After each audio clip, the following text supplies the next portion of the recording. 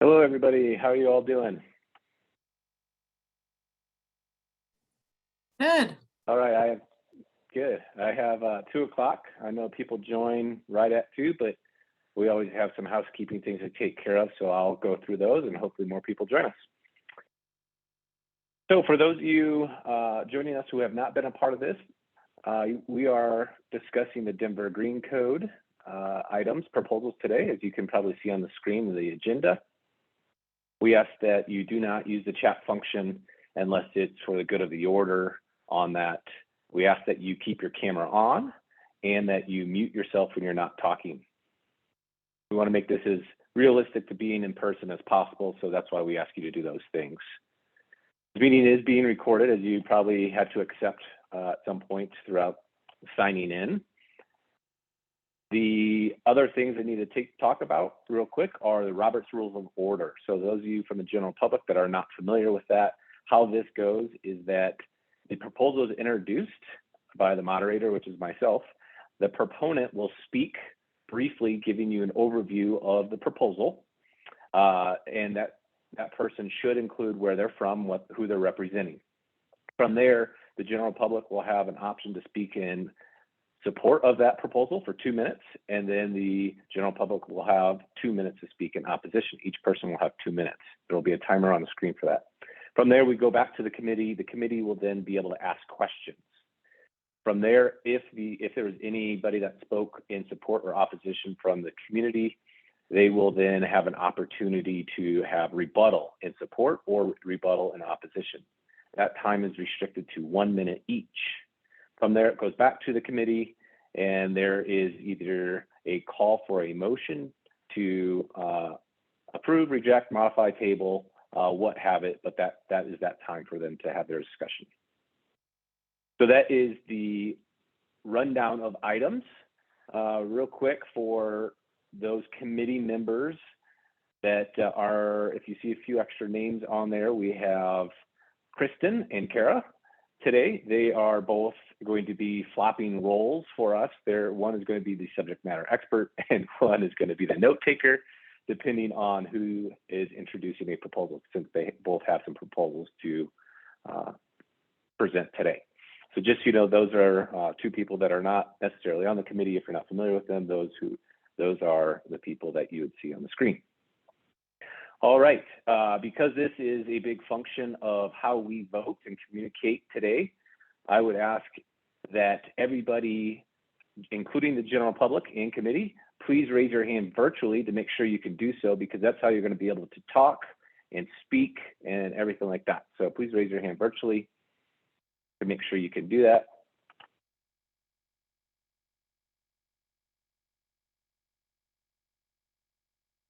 Okay, I see only a hand, but I see that everybody, maybe Stephen might be signing on still. I don't see your hand up. Are you able to vote, Stephen? Can you raise your hand? I believe Stephen is a non-voting member, Mr. Moderator. Sure, but if he needs to talk, I want to make sure he's able to. All right, and I see that the general public, some people have been able to raise their hand. Go ahead and lower your hands. And I want to make sure that you all are seeing the correct screen. Just give me a head nod if you're seeing the agenda on the screen. Cool, great. So with that being said, any questions before we get started?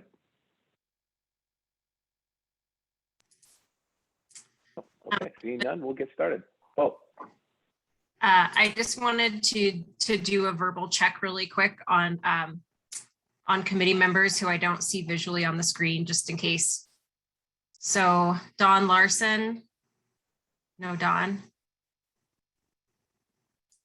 Chris Gorham. He'll be joining later. Okay. Jeff Tayrall. Renee Azarbegi. Kira, Jeff's not a voting member. He's not a voting member anyway. Oh, No. that's true. Renee Azarbegi. No. Laura London. And Laura was moved to an IACC committee. All right, great. Thanks, everybody. Thank you. All right, first item up on the agenda, as you can see, is item number 52. Kristen is going to introduce us to that, give us a brief overview. Kristen, go ahead. All right. So this proposal is all about rock mulch allowances and where we are allowing rock mulch in landscaping. So the intent here was really to do our best to have mulch as organic as possible. So we're trying to limit the locations of where rock mulch would be allowed, as well as if the rock mulch is going to be there, requiring it to be lighter in color to mitigate any heat island effect. So I think the reasoning here behind preferring organic mulch to rock mulch is that it does a better job of decomposing and supporting healthy soils. The other thing here too is that we wanted to mitigate any type of nuisance from spillover to sidewalks and right-of-ways from any type of rock mulch that's on edging. So I think that pretty much covers it. This one's pretty straightforward. So I think that takes care of it. Open for discussion. All right, thanks, Kristen, for the summary of that. Excuse me. Committee members, hold tight. We'll get back to you. This is the time for the general public.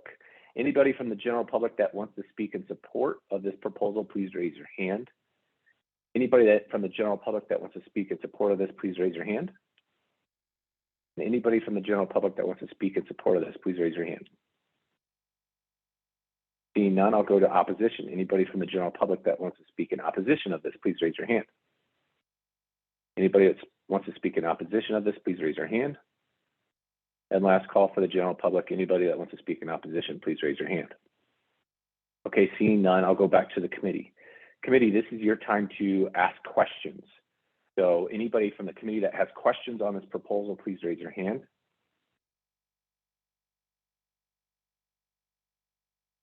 Anybody have any questions from the committee?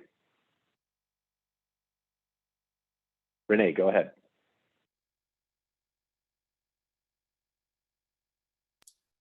Hi, I just wanted to know how common is it that, rock mulch is provided and it happens to be dark? I don't know how common this is as a thing to actually have a policy about it.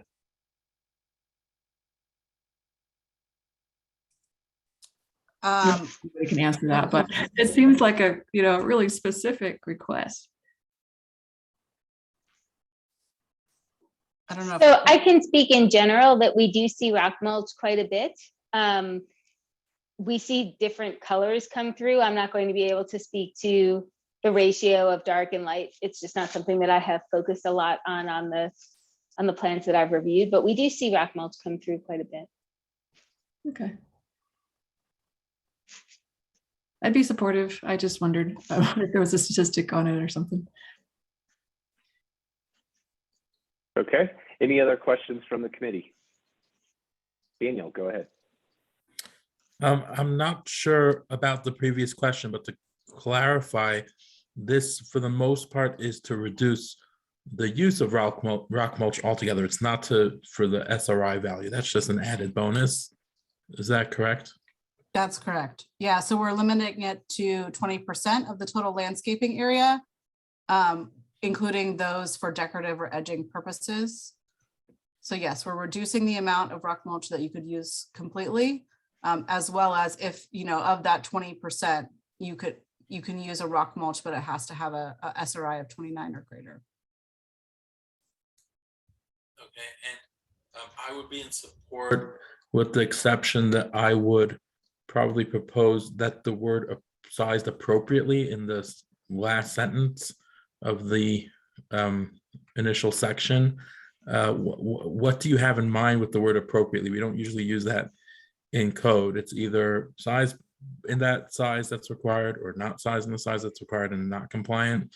What would make it appropriate versus not appropriate? So we went through and took a look at the sizing of any type of rock mulch, and just so that it's weight. So I have a 1/2 inch to 2 inches, and that's I guess heavy enough that it's not going to spill over quite significantly into neighboring surfaces.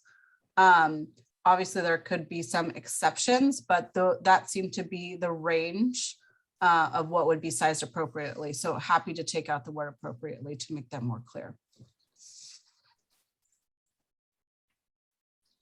All right, next question comes from Austin. Yeah, I guess I was kind of curious why it was capped at 2 inches. It seems like a lot of kind of rock mulches into landscaping boulders are being used as more than just mulch and kind of as hostile landscapes right now.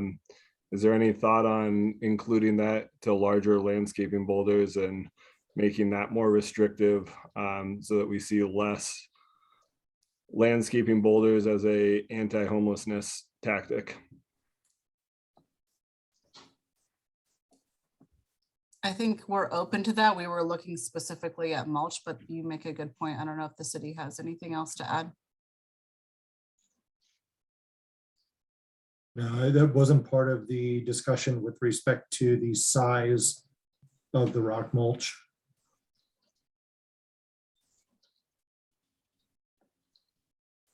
Okay, any other questions from the committee? Seeing none, and there was nobody from the community, from the city, or from the public, I should say, that wanted to speak in support of opposition, we'll skip the rebuttal portion of that. So committee, this is now your time to have discussion and or make a motion. So if you would like to do either of those, please raise your hand.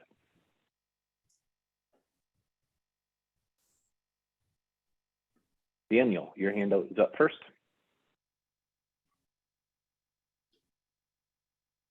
You are on mute, Daniel. Sorry about that. I would like to propose to amend and remove the word appropriately. Okay, give me a second. I will.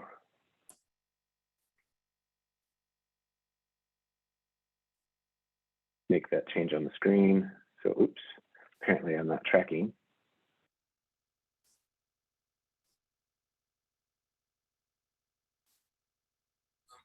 Once we're at it, could I offer some totally benign changes? Okay, go ahead. So instead of shall only be permitted, shall be limited to, instead of shall only be permitted in.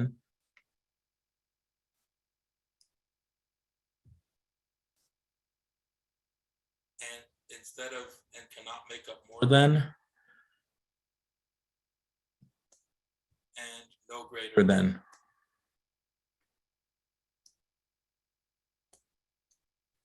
Okay, well, one more time on that. So we're going to Instead of cannot make up more than, and no greater than. You want to add those? No, at the word after unplanted areas. Second line, yeah, unplanted areas and Okay. no greater than.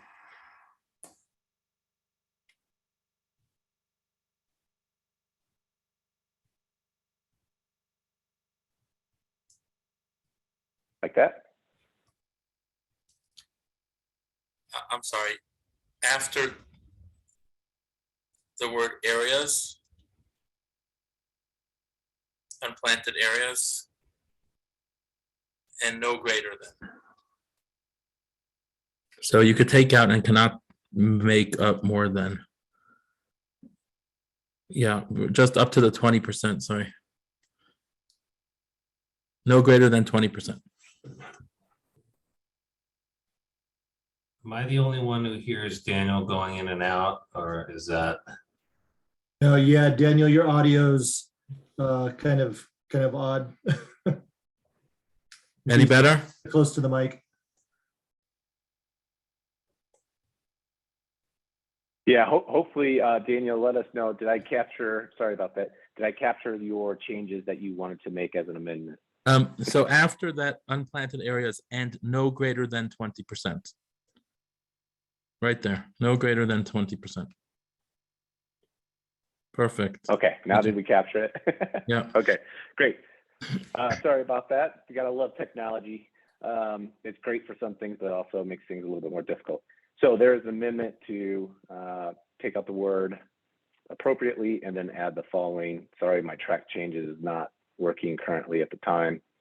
I'm sorry. I thought we also did, instead of shall only be permitted, shall be limited to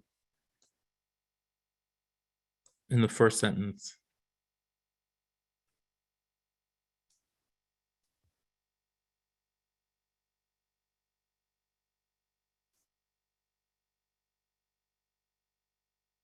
Then you can take out the word and. Thanks. Okay. Okay. So there is a motion to make an amendment to this proposal. Those changes are now on the screen. Any other discussion or motions or seconds on that? I see Austin, your hand's up. I was just curious if high traffic is defined in any sort of way, like what qualifies as high traffic. Overall, I like the amendments, but just had one quick question on high traffic. We did add a definition here below after the exception. I don't know, Kevin, if you can highlight that about what high traffic would be. Oh yeah, perfect. Yep. All right, that makes sense. Thank you. Sure, no problem.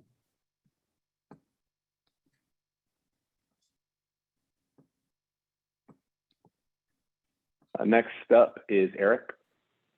I'd like to second Daniel's amendments and move to approve as amended. Okay, thank you. So there's a motion to amend this and a second to approve that amendment. Any other discussion? Seeing none, I will call a vote. But before I do, we did have a few more people join. So Kara, can you confirm how many voting members we have today? I know I put you on the spot there. Yeah, no, it's fine. I had actually just counted and I had 17, but I think Chris, you might have just joined. Let me just count again.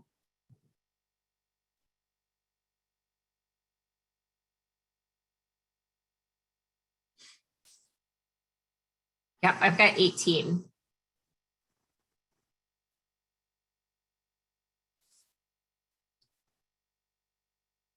Okay, so 18 divided by 2 is 9. So majority we would need then is 10 votes for majority there, just so you all know. So I will call a vote. You're voting on the amendment of what Daniel said and is on the screen. All those in favor of that amendment only, please raise your hand.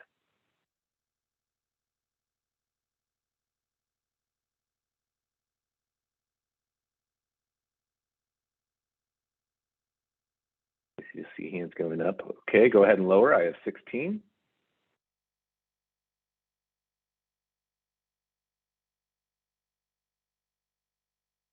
All those opposed, please raise your hand.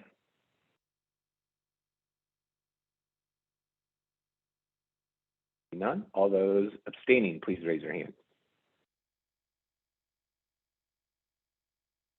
Don't see any. Okay. So the amendment passes. Now we need a motion from the floor to move forward. Eric, go ahead. I move to approve as amended. Okay, there's a motion to approve. Is there a second? Motion to approve as amended. Okay, I'll take that as a second, Austin. Yep, sorry. Okay, no worries. So with that, I will call a vote. All those in favor of approving as amended, please raise your hand.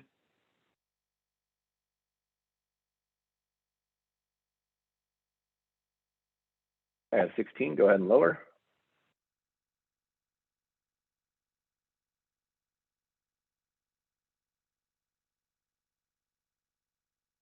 And all hands are down. All those opposed, please raise your hand.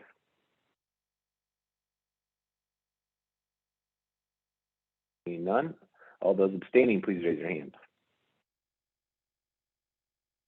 Seeing none. Okay, so this proposal passes with modifications 16 to 0 to 0. Thank you very much.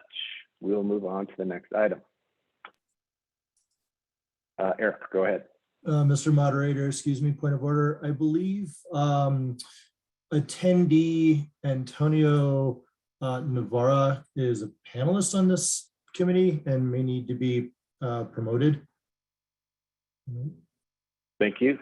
We did that last time. I'll make sure that maybe he gets the right invite so he can join as a panelist next time. So he should be able to move over here shortly. Okay, next up is item number 38. And let me see who's presenting that. I think it's Kara. Kara, go ahead while I pull that up.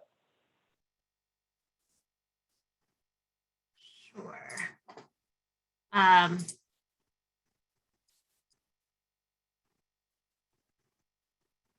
Sorry, hang on. I'm having a not responding here. All right. So this proposal number 38 is around bird safe glazing.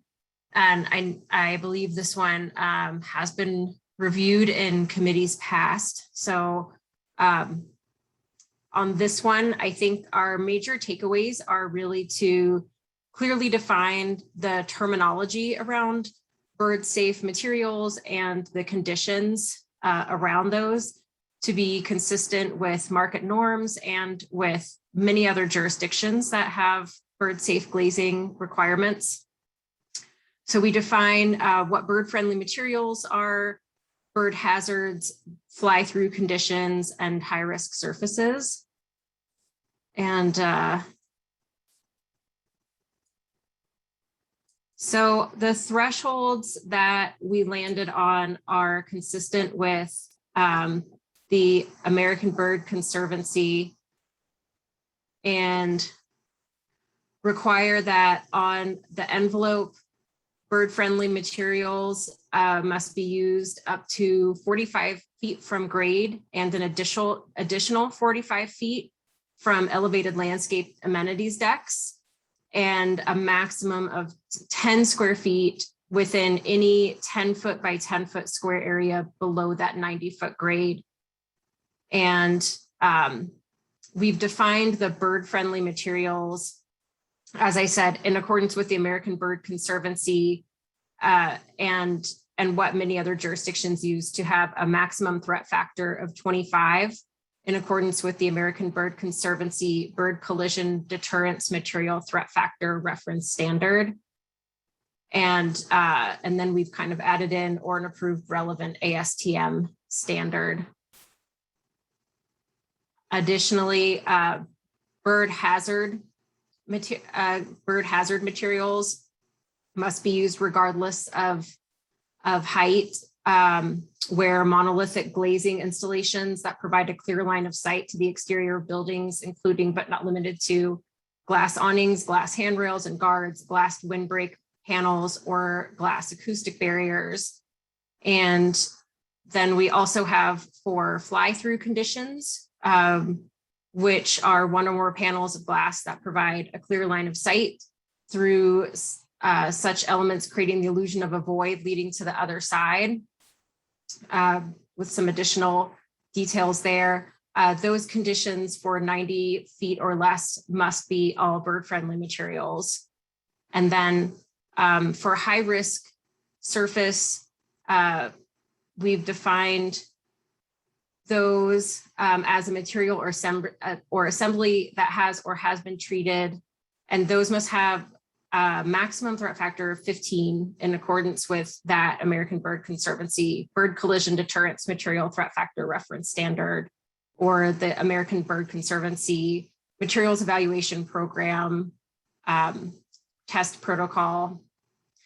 And then for bird traps, these must also have a threat factor of 25 maximum, regardless of height above grade. And those include transparent exterior railings where all surfaces are exposed to the exterior, transparent sided walkways such as skyways, covered walks with glass on two sides, or any condition that offers a view from exterior to exterior that is 17 feet or less across and glazed corners. And then lastly, No mirrors shall be placed in or near planted areas or wall features or in locations where they could reflect trees, plants, or water. And the primary reason for bringing this into Denver is that Denver is designated as an urban bird treaty city, and it has been since 2014. It is located in the Central Flyway, and the environments provide a wide range of habitat around Denver for more than 300 bird species that migrate through or nest in the city. We do have areas monitored in downtown that produce data showing that buildings and landscapes in close proximity to each other result in hotspots, and birds have been found in these areas that were the result of a collision. So I think that's my summary. I realize that was a lot of information quickly. Thanks, Kara. We will go to the general public. Anybody that wants to speak in support of this proposal from the general public, please raise your hand. Anybody from the general public that wants to speak in support of this proposal, please raise your hand. Last call. Anybody that wants to speak in support of this proposal, please raise your hand. Seeing none, I will go to opposition. Anybody from the general public that wants to speak in opposition to this, please raise your hand. Anybody from the general public that wants to speak in opposition of this, please raise your hand. Third and final call, anybody that wants to speak in opposition of this? Seeing none, I'll turn it back over to the committee. Committee, this is your time to ask questions. Does anybody from the committee have any questions? Scott, go ahead. Yeah, thank you. Can you confirm that this is for, this applies to all building projects, including residential? Yes, that is the intention. Again, I talked about this quite a bit last session that, you know, as Christy has described, this would be an optional measure. So a project could opt to not select this measure. Great. Yeah, thank you. Some of these in the first paragraph say it applies to non-residential occupancies or what it was. I didn't see that on this one. So that was the reason for that clarification. But thank you. Next up, we have Daniel. Can you describe the bird traps in section 501.414? I'm not following what they all are. For example, exterior railings, does that mean guardrails like balconies? I'm just not clear what those three ABC conditions are and the dangers inherent to those.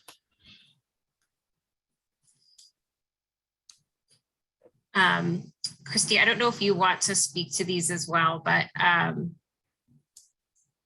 these were, I think, any sort of a glass enclosed balcony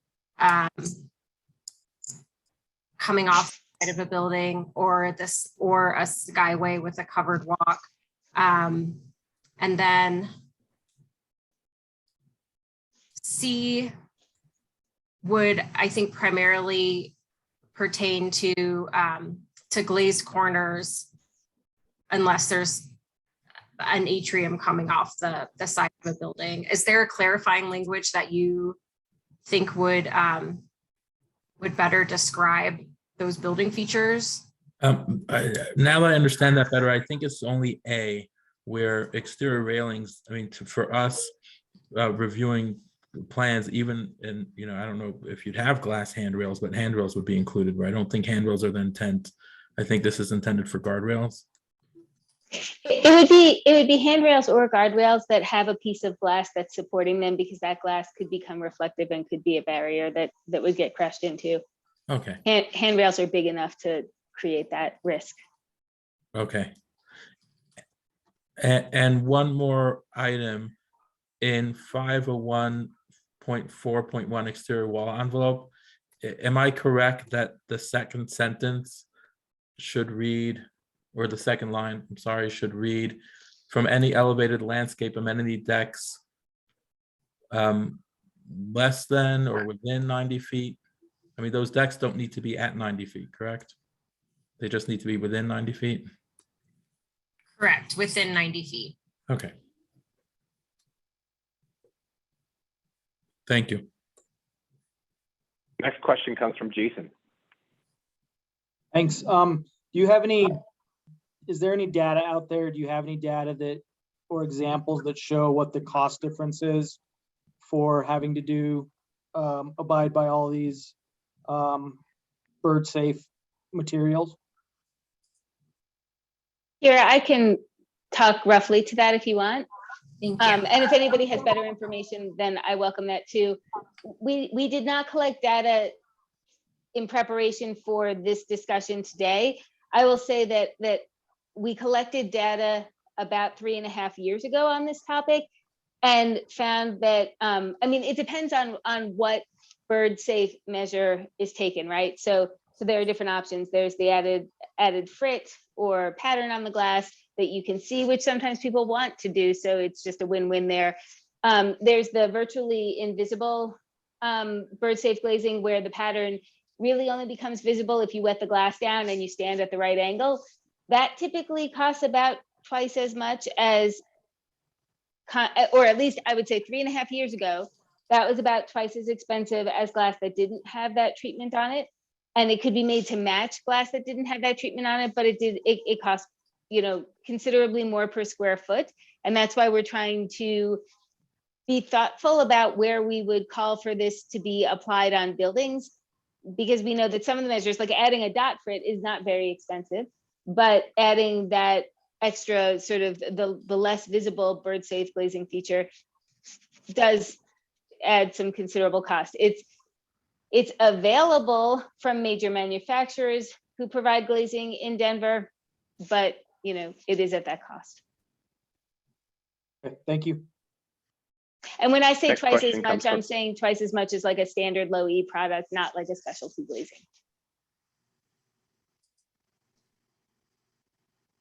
Okay, next question comes from Travis.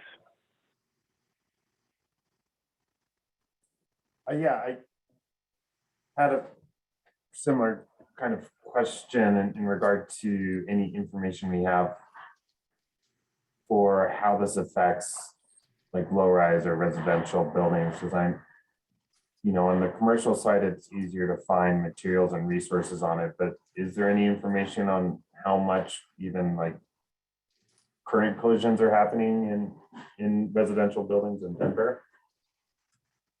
Single family or townhomes, fourplexes?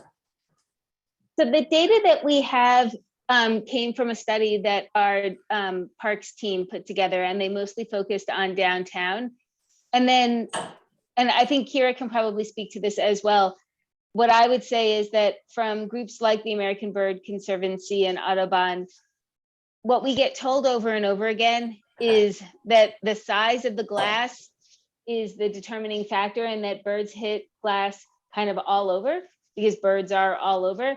Single family residential, it is a problem for, because it's basically the proximity to the takeoff zone. And single family residential typically, and townhomes typically have trees and shrubs and things that attract birds, and then they take off and then the windows are there. So what we're told from a general approach standpoint is that it's everywhere, and we're not going to be able to say, no, it's just tall buildings, or it's just, you know, buildings that are in a remote location. But as far as the Denver specific study goes, that was mostly limited to downtown. So we don't have a count on what's happening out in the other neighborhoods as well. And most of us don't see the birds that hit the windows because we also have scavenging animals that come by and pick them up, and they're gone. And then for the transparent railing item, I would assume you'd be able to, you know, if you go with like an opaque, you know, like a frosted glazing, that would be a way to still accommodate that point. As long, would you just be having to hit that threat factor of 24, 25? And Kira, maybe I don't So I don't know if frosted glazing actually would hit that threat factor or not. I've never looked up the value on that. Logic would tell me that it would, but I can't say that for certain. Yeah, similarly, I didn't study the product database that's provided by the Bird Conservancy for those products. But any of those just get around it with that 25 value. Unless it would be considered in a high risk area where that goes down to 15. That's correct. All right, that's my questions. Thank you. Next question comes from Daniel. A quick question on the 501-413 high-risk surface. When that section says that wall envelope installed within 50 feet of attractants, trees, shrubs, etc., is that 50 foot in any direction or 50 foot horizontally, not vertically? It is 50 feet in any direction. Okay, so above a tree of whatever height, you would add 50 feet of high-risk surface, which is at the 15 or lower or less threat level. Yes. Thank you. Next question comes from Scott. Thanks. You mentioned you added the or approved relevant ASTM standard. I was wondering if you had that number or may suggest adding that as a way to make it easier to track down that a window meets the desired results. Yeah, that could be added. I would need to track it down.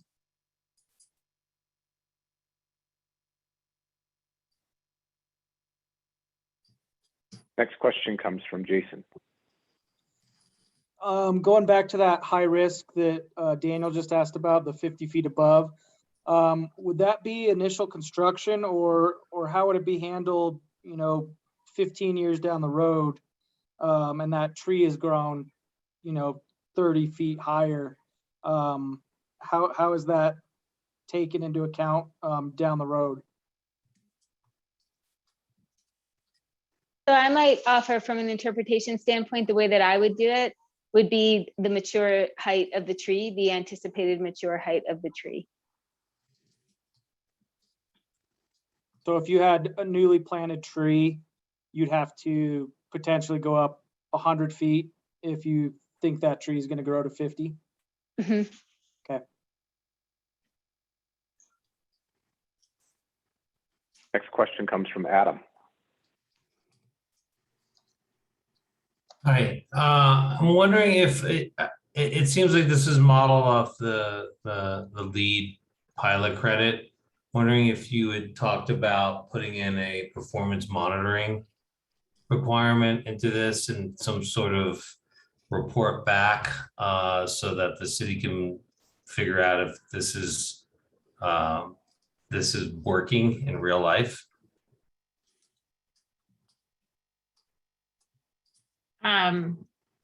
I understand where you're going with it. This was not actually modeled after the LEED pilot credit. It was modeled mostly after New York City's how they have structured the requirements, but the American Bird Conservancy offers several examples of language. So I'm not sure how that relates back to the LEED pilot. Do you have some performance monitoring recommendations to ensure the outcomes? Yeah, I mean, I think we could start with the LEED performance monitoring requirement. I think that's a good place to start. It's a 3-year monitoring plan.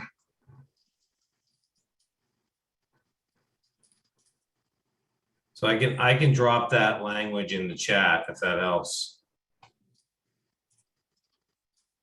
Sure. So Adam, if you want to start typing that up, if that's going to be something that you propose as an amendment, feel free to do so, but hold on sending that since we're still in the question time. Got it. Next question comes from Daniel. I apologize for, I keep saying things that I'm confused over. So in 501.4.1 exterior wall envelope, that second sentence, materials other than bird-friendly materials shall not exceed an aggregate of 10 square feet, etc. So you can't have more than a certain amount of glass. And it says if it's anywhere below 90 feet above grade. I'm confused by that 90 feet above grade where the entire requirement is for materials up to 45 foot above grade, correct? Unless you have a deck, the entire 501.4.1 pertains to the area of the building within 45 foot from grade, but we're saying you'd be allowed to have materials other than bird-friendly materials if it's limited to this 10 square foot for anywhere below 90 feet. It should be anywhere below 45, correct? Because above 45 is not regulated. Yeah, I see what you're saying. I think probably it needs to mimic the first sentence up to 45 feet from grade with an additional 45 feet for landscaped amenities. Yeah, or where there's a deck. In other words, some language that refers back to the first sentence. Where it's applicable. Where applicable, correct. Okay.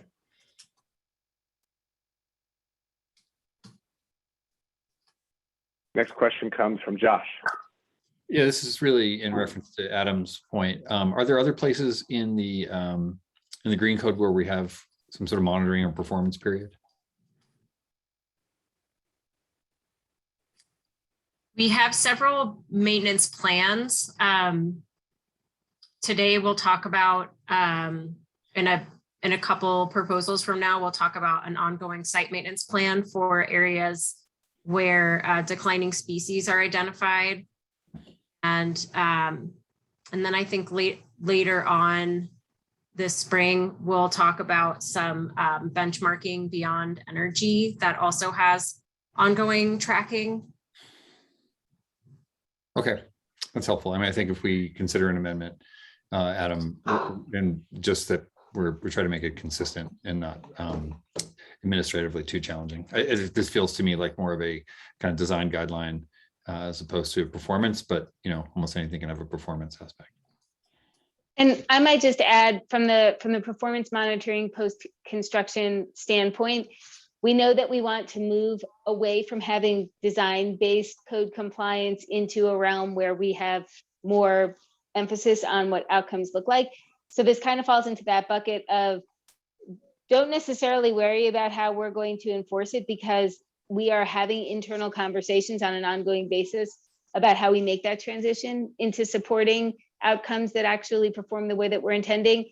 So if we think that it's valuable and important to have this outcome reporting and monitoring be part of it, let's consider it and talk about it and understand that we are having that conversation internally. And it's going to take time for us to transition over to having that smoothly supported, because that's not how codes are currently supported today, but we know it adds value and we know that we're going to have to get there.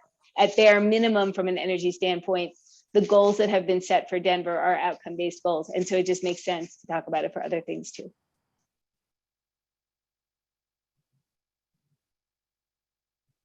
Next question comes from Tom.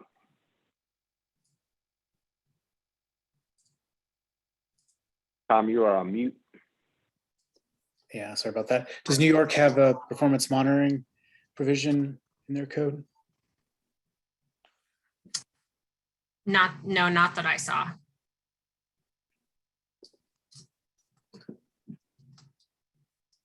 Okay, last call for questions from the committee. Seeing no more questions, we'll move to a discussion or a motion period. So anybody that wants to have any discussion, feel free to raise your hand, or anybody that wants to make a motion, please raise your hand. Travis, your hand's up first.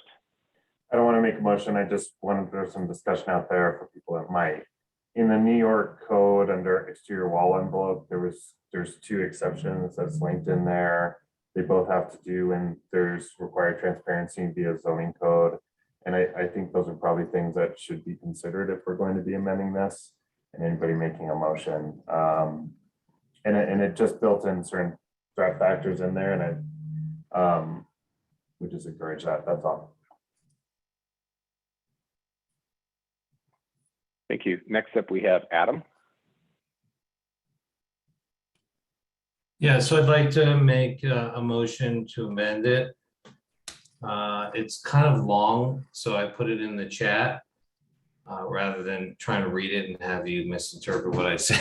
And I'm also unclear about the number that it would be. So I put 501.4.1.5, but I don't know if that's the correct number to put on it. Okay, so I just pasted it into the screen, pending this correct number here. All right, so there's a motion to amend the proposal. Next hand up is Tom.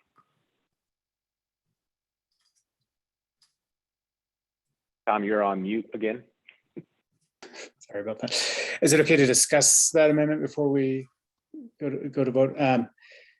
So I'm a little bit hesitant on that for two reasons. One, I think it might add a level of complexity that'll scare people away from adopting this, and it's an important measure. And it's largely achieved through the design of the building, and I think tracking performance has value, but it wouldn't necessarily result in them changing glass or doing, I wouldn't think that would have an impact. It'd be hard to, and also I don't know if there's any performance standards that tell you if you're doing good or not, so just a little bit, I'm not sure about that additional burden of adding a monitoring plan to it. Tom, I can speak to that because one, I think it's going to inform the process moving forward in terms of the code in the future. I don't think it's meant to replace glass. It's meant to say, hey, is this working, and make changes in the future. And I think the way you're going to measure it, obviously, is do you have a ton of dead birds in front of your building or do you not? So it seems pretty straightforward to me.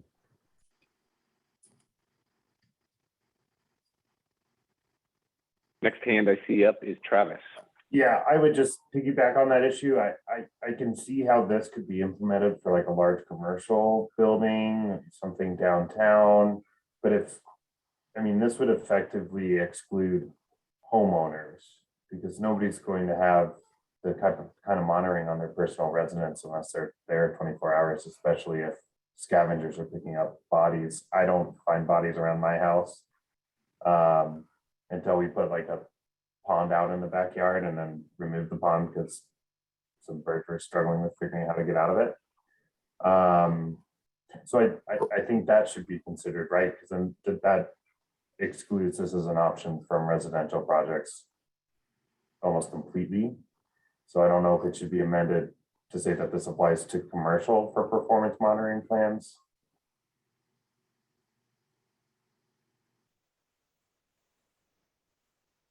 Okay, thanks for the discussion on that. Christy, you're up next. Yeah, so I'm just trying to wrap my head around like where we get the most useful data in all of this, because what I'm struggling with is when our parks team went and did their study of the downtown buildings, they sent people out at 3 o'clock in the morning to go see if they could find birds, because there is a separate team that goes through downtown and street cleans early in the morning. And then there are also scavenging animals that come and take the little birds away. And so it was pretty tough for them to do the study that they wanted to do, to even confidently find the bodies of the birds that they knew were hitting buildings, but they kept getting dispersed. And so where I'm hand wringing, and it's not that I'm against having performance monitoring or for, I can't decide in my brain, is that if a building owner, a developer takes all of these measures, then theoretically they shouldn't really be finding many dead birds. The likelihood that they'll find dead birds is pretty low, but then they have to be super diligent, and like it's an unusual level of monitoring that actually finds the issue. Like they're gonna have to send somebody out at 3 o'clock in the morning or whatever. If they go and make the rounds at 7 a.m., it's too late. And so if there are other methods to look for this issue, I am open to understanding them. I don't know what they are. I just know that was the challenge that they faced.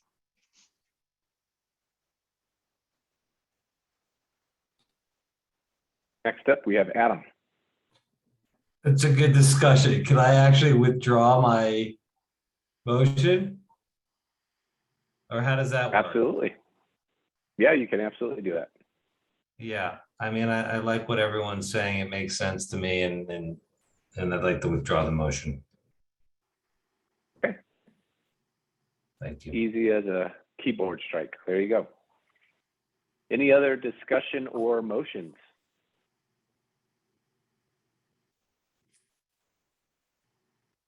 Daniel. I'd like to propose a motion to amend a couple parts in 501.4.1 in two places. So 501.4.1 exterior wall envelope. The second line, where at the end of the line it says amenity decks 90 feet above grade, I'd like to add the word within before the 90, within 90 feet.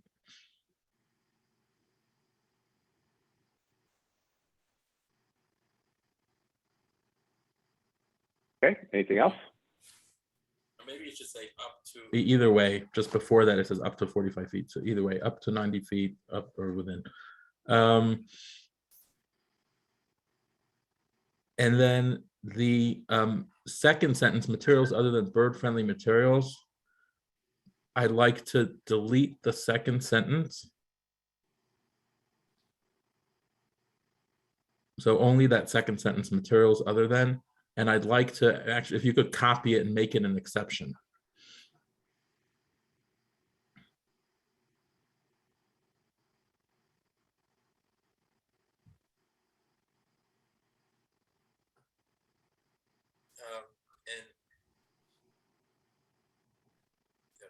I think the language has to be massaged a little in the exception, because to read as an exception would say materials other than bird-friendly materials not exceeding, instead of shall not exceeding, or that do not exceed.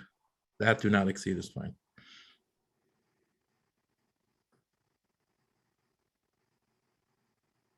And if you could delete at the end of that sentence, everything beyond the word wall. Thank you. Perfect.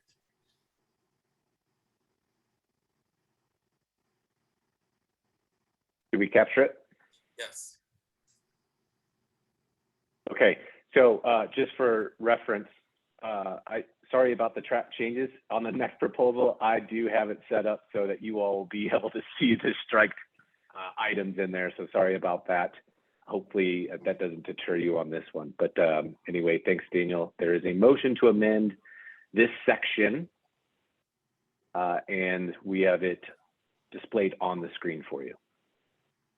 Any other discussion or motions? Kira? I found that ASTM standard. We want to add that language in. I'll paste it into the chat.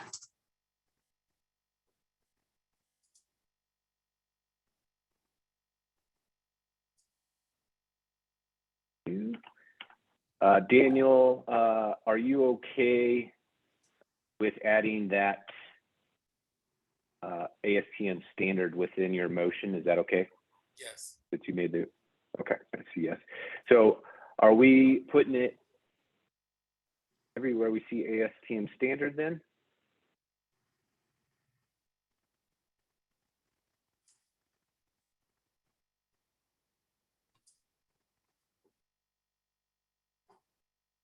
We have it. Yes, I think this would be with the intent to modify to clean up that language. It would probably say or instead of with an approved relevant, it would probably just say or with ASTM standard.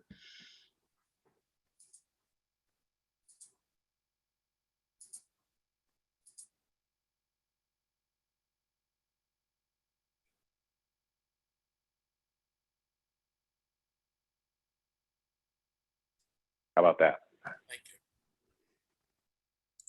you. Okay, any other discussion or motions?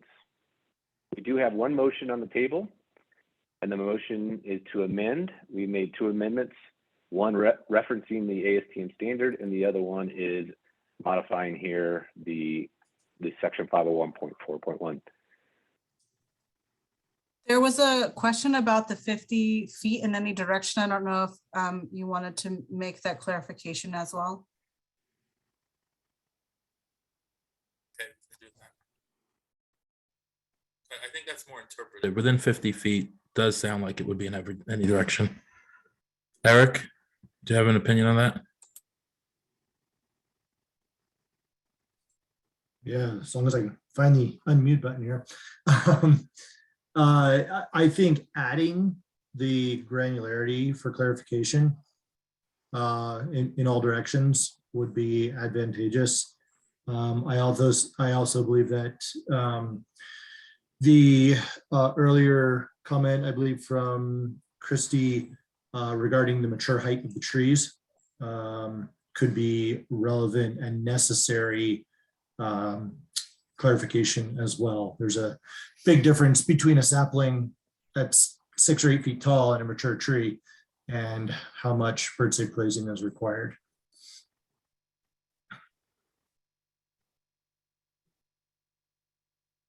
Okay, Daniel, do you want to add any modifications to your motion there? That's too difficult to do right now to capture all that. I think it would be with the intent to modify, to clarify the 50-foot in every direction, and to clarify that this is from the expected and the anticipated fully grown shrub, tree height, etc. Okay. Next up, we have Jonathan.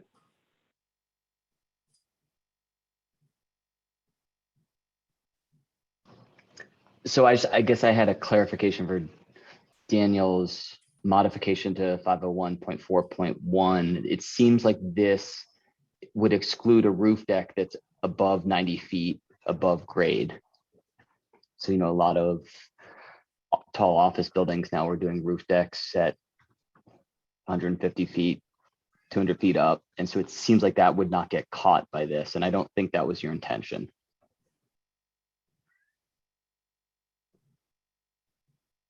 So I guess that's it. Not following the question because this entire amendment is your code proposal is specific to within 90 feet. Once you're above 90 feet, I don't think that there's a bird hazard. Is that correct? I wasn't aware of that. Maybe I missed that part. That's just the way it looks to me, is that even the second sentence in 501.4.1 plus an additional 45 foot from any elevated landscape amenity decks within 90 feet above grade. I think that's what, before it said 90 foot above grade, but that was the intent. And Kira, correct me if you came across something different through the research. We talked about this kind of early on, and at that point, what I understood was that it's inconclusive.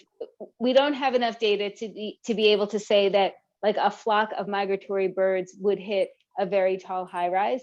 So the focus was really on these landing points, and the landing points tend to be closer to the ground. So the smaller amenity decks, typically what we see with those amenity decks that are higher on the building is that they're smaller. And so I think we didn't try to capture those because the chance of a bird that's kind of flying high in the sky, finding that deck and landing there and having a problem is pretty low compared to everything that is lower down. So we were trying to focus on where the big impact would be. But Kira, correct me if there's more to the story that I don't know. No, I think that's my understanding as well. The American Bird Conservancy, their sort of most stringent recommendation is anything under 100 feet. I mean, I guess I can see maybe if there's like a shorter building that has a rooftop deck, and then there's a building adjacent to it that is taller that has glazing, could that apply? I mean, I could see I could see it happening. It still feels like the primary prevention is 100 feet or lower.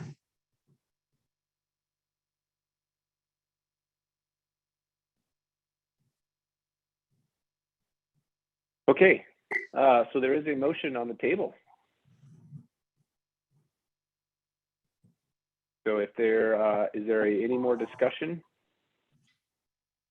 Or is there a second for that motion? Christy? I'm happy to second the motion. Okay, great.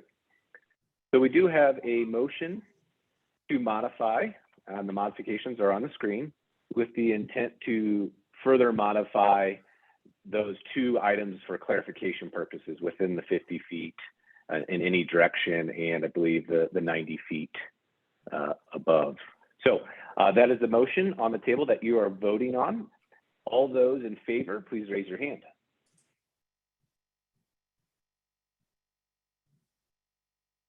I still see hands going up.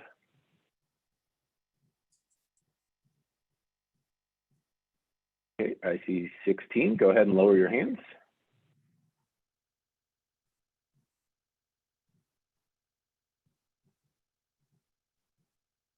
I'm going to lower this last hand. All those opposed, please raise your hand. Seeing none. All those abstaining, please raise your hand.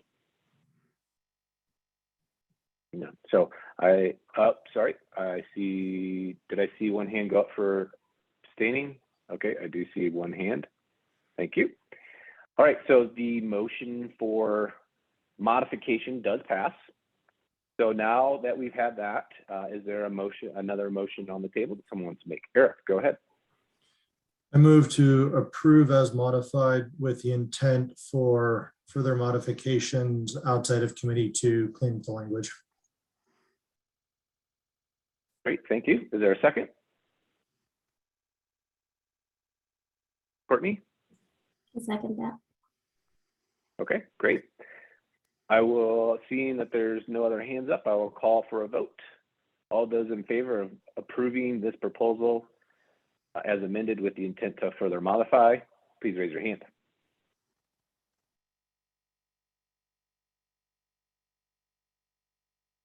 Okay, I see 15. Go ahead and lower.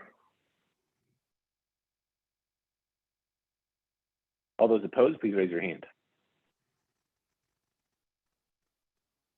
Okay, I see one. Go ahead and lower.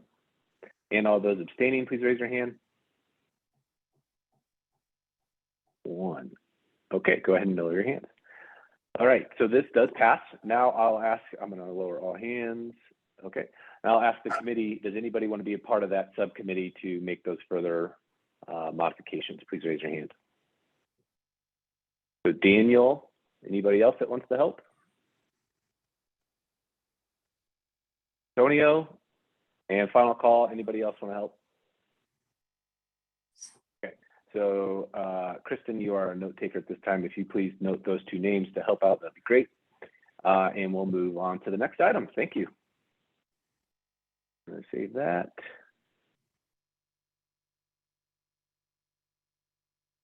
Next item up is item 43, and I believe that's Kristen. Nope, I'm sorry. Kara, that's you again. Go ahead, I'll pull it up. Great. This proposal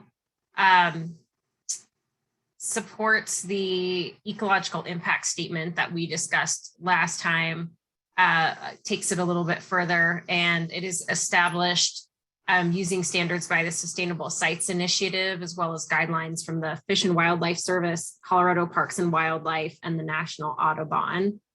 And the declining species support requirements would be to preserve threatened and endangered species and their habitats as identified in the ecological impact statement by avoiding development of areas that contain habitat or migration corridors for plant and animal species identified on Colorado's endangered lists or the International Union for Conservation of Nature's Red List of threatened species as critically endangered or endangered.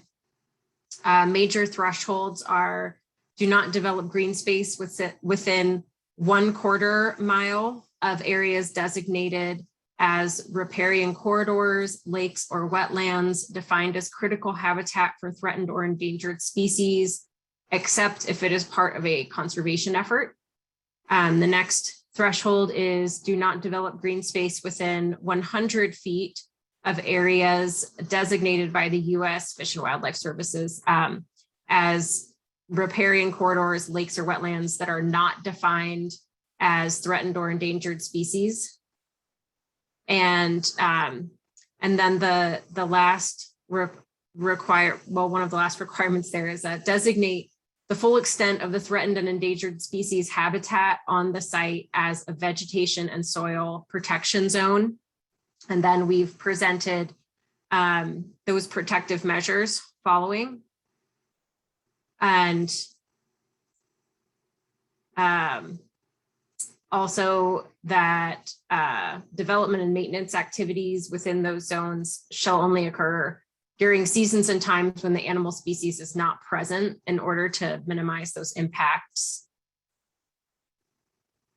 Next is develop a plan for site maintenance that defines a process to avoid impacts during site maintenance to the threatened and endangered species and their habitats.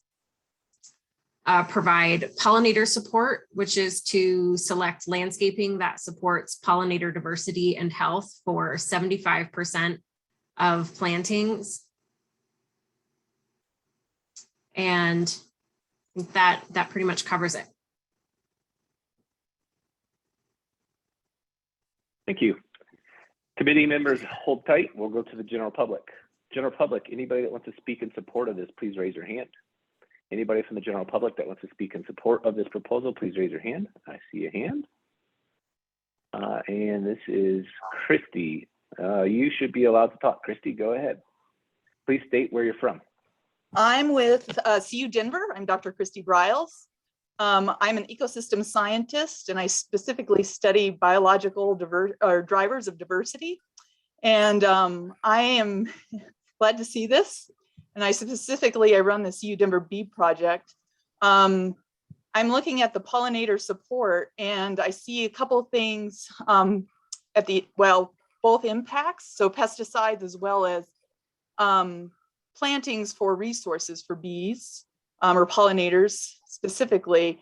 But one thing I'm not seeing in here is another major impact, which is invasive species and non-native organisms that are coming in, and they're disrupting the environment and harming populations of our native pollinators. Good. Thanks. You still had a minute left, but that's all right. Thanks for voicing your top thoughts on that. Anybody else? Third and final call from the general public that wants to speak in support of this, please raise your hand. Okay, seeing none, go into opposition. Anybody from the general public that wants to speak in opposition of this, please raise your hand. Anybody from the general public that wants to speak in opposition of this, please raise your hand. Last and final call. Anybody that wants to speak in opposition? Seeing none, I'll turn it back over to the committee. Committee, anybody that has any questions at this time, please raise your hand. Any committee members that have questions? Jonathan, go ahead. Is there a map that the city has or could produce that would give us a sense of where this would apply? I guess I'm having trouble visualizing. Does this cover half the city, or is this just a couple corridors sort of out on the fringes of the city? Yeah. There is a map that Denver Parks and Recreation has, and it is more along the lines of a few corridors, but there are areas identified throughout the city. Christy, should we send this out to the committee members? Maybe not right this second, but after the meeting, so that they could just understand, have a look at what that looks like? We can, but since we have to vote on it today, I wonder, do you have it at your fingertips? I can dig in the background if you don't, but we could share it on screen so everybody could see too. I do think I have it fairly handy. Okay. Okay, we'll give you some time there and we can come back to that just to give you some time. Next question, I believe, is Josh. Yeah, I think question is similar maybe to what Jonathan was getting at, which is like, Christy or Kara, can you remind me of like the applicability of how this would work? So it's either a voluntary measure that someone would select out of a menu if it were appropriate for them, right? If they identified, species or habitat that they wanted to be sensitive around, or it's a mandatory measure does everyone do an assessment to see if there's habitat and therefore sort of do mitigation? Can you speak to just how it would work? I mean, in general, I think it's a good thing. I'm just sort of curious to understand the mechanics a little better. So from a limited mandatory use of the code standpoint, all the commercial projects, it would be something that they would choose. From a standpoint of, I'm a project team that is pursuing full Denver Green Code compliance utilizing the as written path. We still have to determine at the end of this process which things will be mandatory and which things will be electives that get chosen from a list. But we did have a recommendation at the beginning of this proposal that said which one it would be. And I'm not remembering off the top of my head, so I have to scroll back up to the top. If you give me a second, I'll look in mine. But I've got to pull it up. And so the short answer is that has to be confirmed at the end of this process for the full Denver Green Code as written path projects. For every other project, it's a choice. Okay.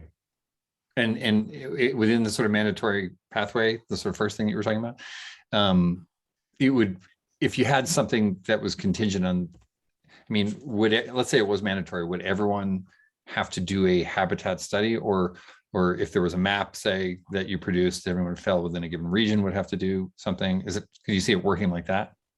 So if it became a mandatory, then the study would be something that would be mandatory also. We would have to have the underlying study to build it off of. We would not be defining all of those areas and kind of handing that out for each site. And that's going to change. We would have to have it be that way because over time that changes, right? Like we can't have one static map that is the single reference source forever. And I have that map. Can share my screen, Kevin, if that's appropriate to stop your sharing. Yep, go right ahead. So, let's see. You guys probably are seeing videos of yourself. That's not cool. See if I can get this to move. There we go. That might be a little better. So here's the city and county of Denver border, and then the identified areas would be areas within these color codes that show rivers, lakes, some freshwater ponds and freshwater emergent wetland, forested and shrubbed wetland, and then Denver parks. So I think you can kind of see throughout where they're scattered. And I can zoom in if you all want me to come in a little closer. I know that's probably got to be really small on your screens.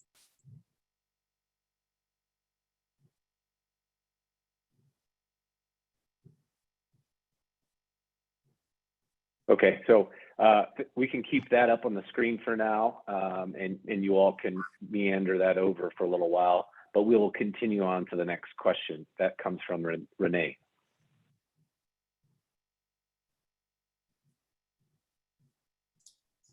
Hi, so I love the pollinator part. I would be curious from a landscape, if there's any landscape architects in our group to comment on if 75% was appropriate or not. I'm not a landscape architect. Also, just a note, we're working on some den landscaping guidelines, and they are anti-pollinator.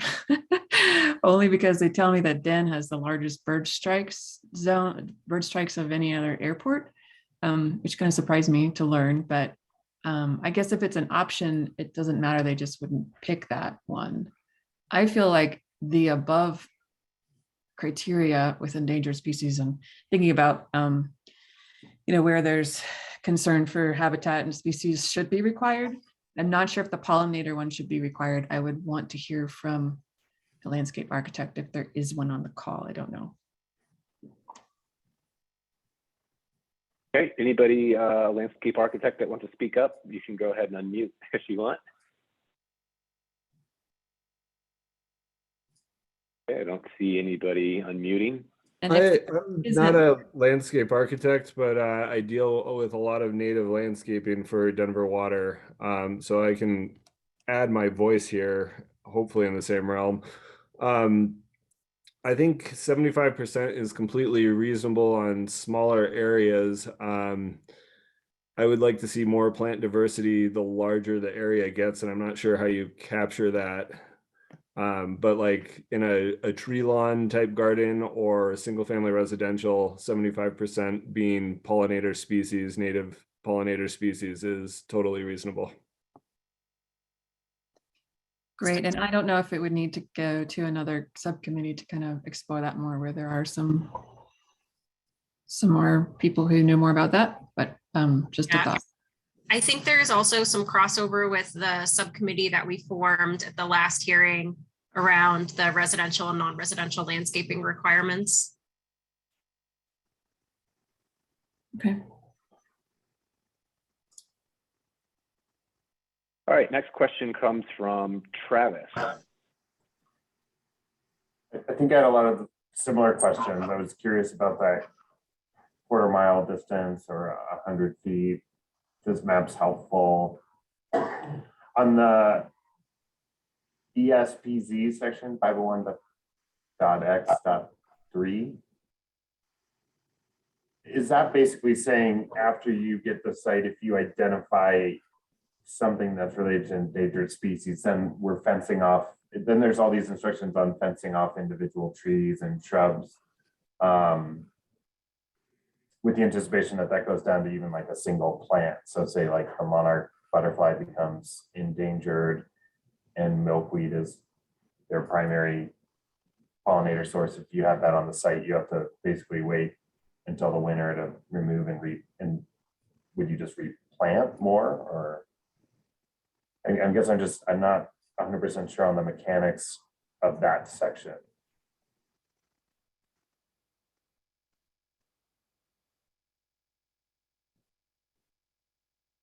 Sure, and Travis, just to confirm, you're talking about 501.x.3, is that correct?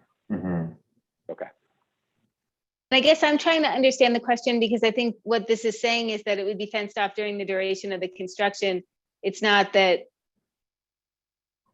and maybe I just misunderstood what you were saying.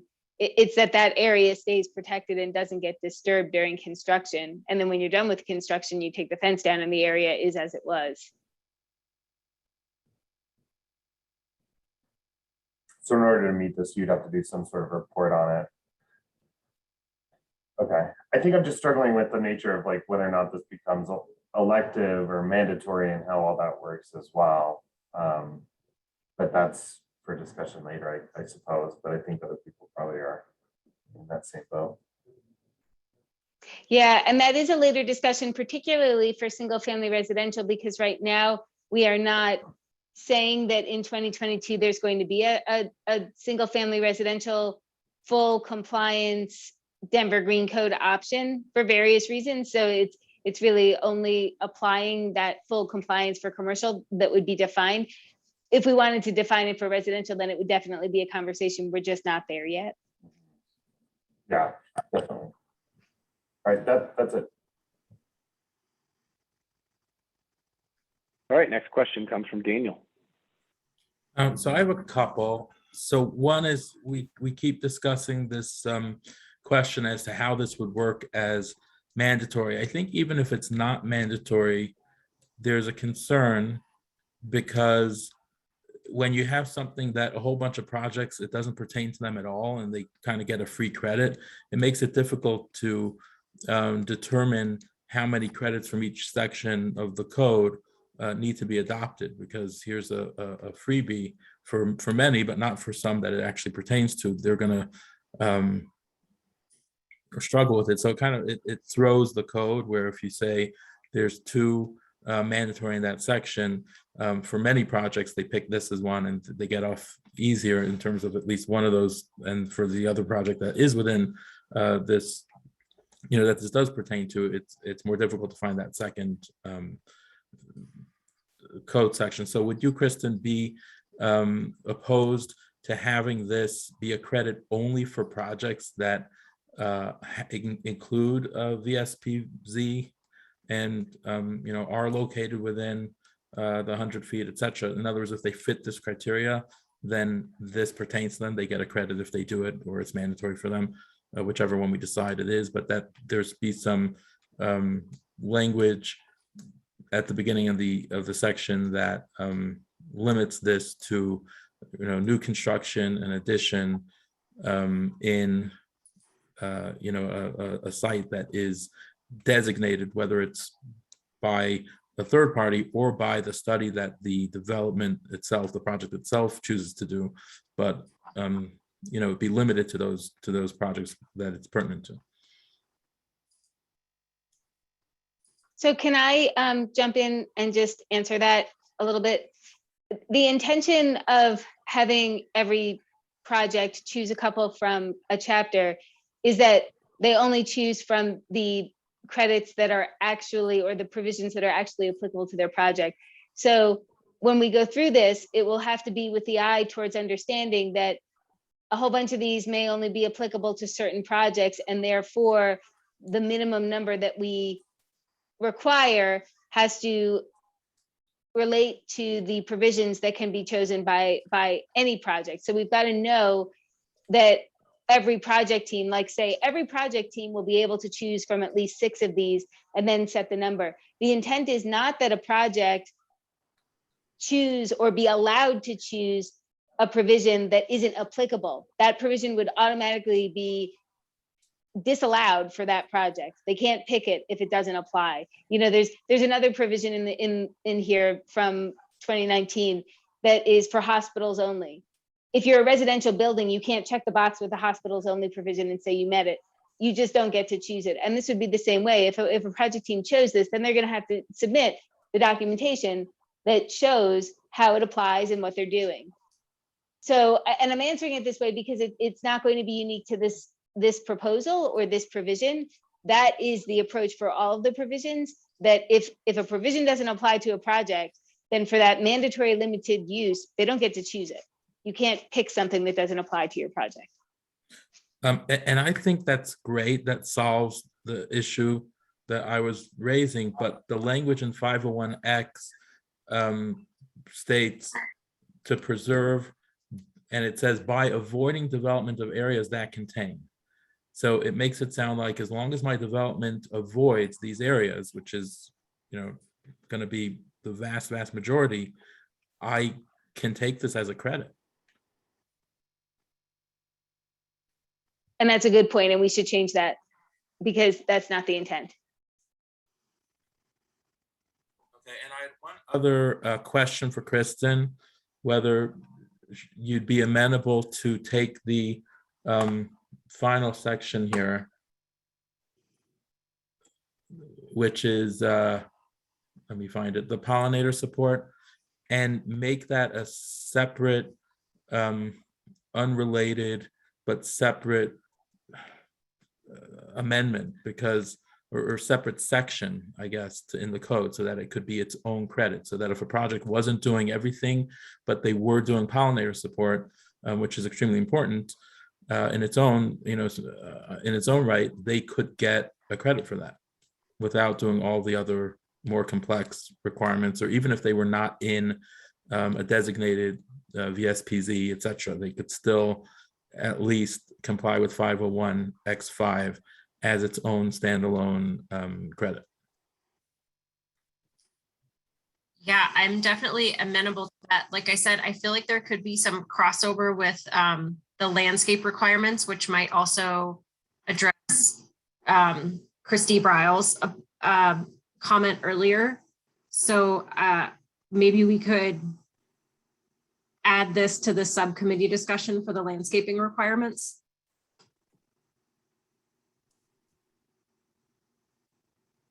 Thank you. Okay, great. This conversation, I guess that would be great. Daniel, sorry, could you repeat that? If anyone wants to discuss that further, I guess the pollinator support being its own credit and being further developed, I guess I'd be open, or I don't know if that's the forum right now for in that stage of discussion. Sure, sure. And I'll just say, I'll ask the city. I don't know if there is a opportunity to create new proposals at this point, so that might be a hang up. I don't know that answer, but that just keep that in mind when we're going to go into a discussion or motion section of this. So I don't know if that's a possibility. Yeah, this is Eric Browning with the city. In terms of creating newer separate proposals, I would say probably not. But in terms of where this language lives within the code documents, I think, quite frankly, it's just more about the content and the language of the content, not whether it's heard with this proposal or with a different proposal, but whether the committee wants to support the language of that. Yeah, and I think amending it to be kind of just its own heading, instead of 501x.5, it's 501.2. Keeping it in this amendment just as its own item could allow it to be its own credit. But I don't know. I don't know how this works but it's great to have it as part of this amendment, but potentially it could still be just modified to read as its standalone credit. Sure. Okay, thanks for that. Next up, we have Tom. Yeah, I'd really love to see some habitat protection and pollinator support measures, but I have questions on this now, especially after kind of Daniel's comment and Travis's comment. It seems like the nature of the measure here is to prohibit development in certain zones. So if it's maybe I'm just not getting it. If it's prohibited, then why do we have the X.3 that tells you how to construct in the zone or in your project if it's prohibited? And if it's prohibited, then you wouldn't be able to build the project and hence apply this measure, right? It seems like it's, I don't know, I'm kind of going in circles on how anyone would actually implement this or it would be applicable to them. And it seems like if the goal is to prohibit in very specific zones, that should just be requirement across Denver in order to make this really kind of viable. But I don't know, if I got that kind of confused, please clarify. I think the point is that some properties, so without taking away development rights, we wouldn't have the ability to prohibit development in all of these zones today, because right now they are developable parcels, but parcels have land that falls within these zones and falls outside of those zones. So it would make it a priority for an owner who owns one of those parcels to consider the best place to situate their buildings. So it'd have to straddle the zone, their property. Yeah. Okay. I was also, I guess, envisioning and interpreting this for myself as do not develop green space within a quarter mile of threatened and endangered species. Do not develop within 100 feet of the riparian corridors, lakes and wetlands that do not have endangered species, but then generally on a site, no matter how far it is from riparian area or wetlands, that if your ecological impact statement identifies that there are endangered species that inhabit that tract of land, no matter how far it is from those green spaces, that you would still need to create the VSPZ. Is that, so I think, so that I saw them as sort of three different buckets, I guess. I don't know, Tom, does that help what you're asking? Yeah, I guess so, but I wasn't sure between the opening statement that, you know, threatened or endangered species and their habitats, you know, it stipulates there that we avoid development there. Is that the same criteria as then protect, you know, like that says avoid development, then X.3 says, you know, kind of avoid, or, you know, there's like just the construction kind of mitigation in those. I don't know. I just wasn't sure if those are referring to the same condition or if it's a different species list or what.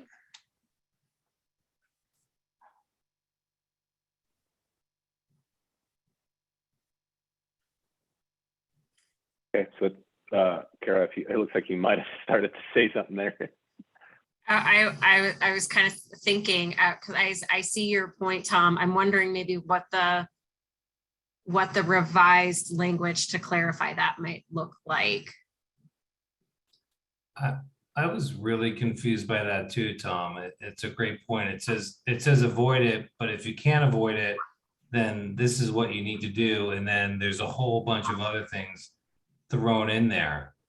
So I guess it makes sense if you look at it that way, but it does seem to have conflicting statements in it.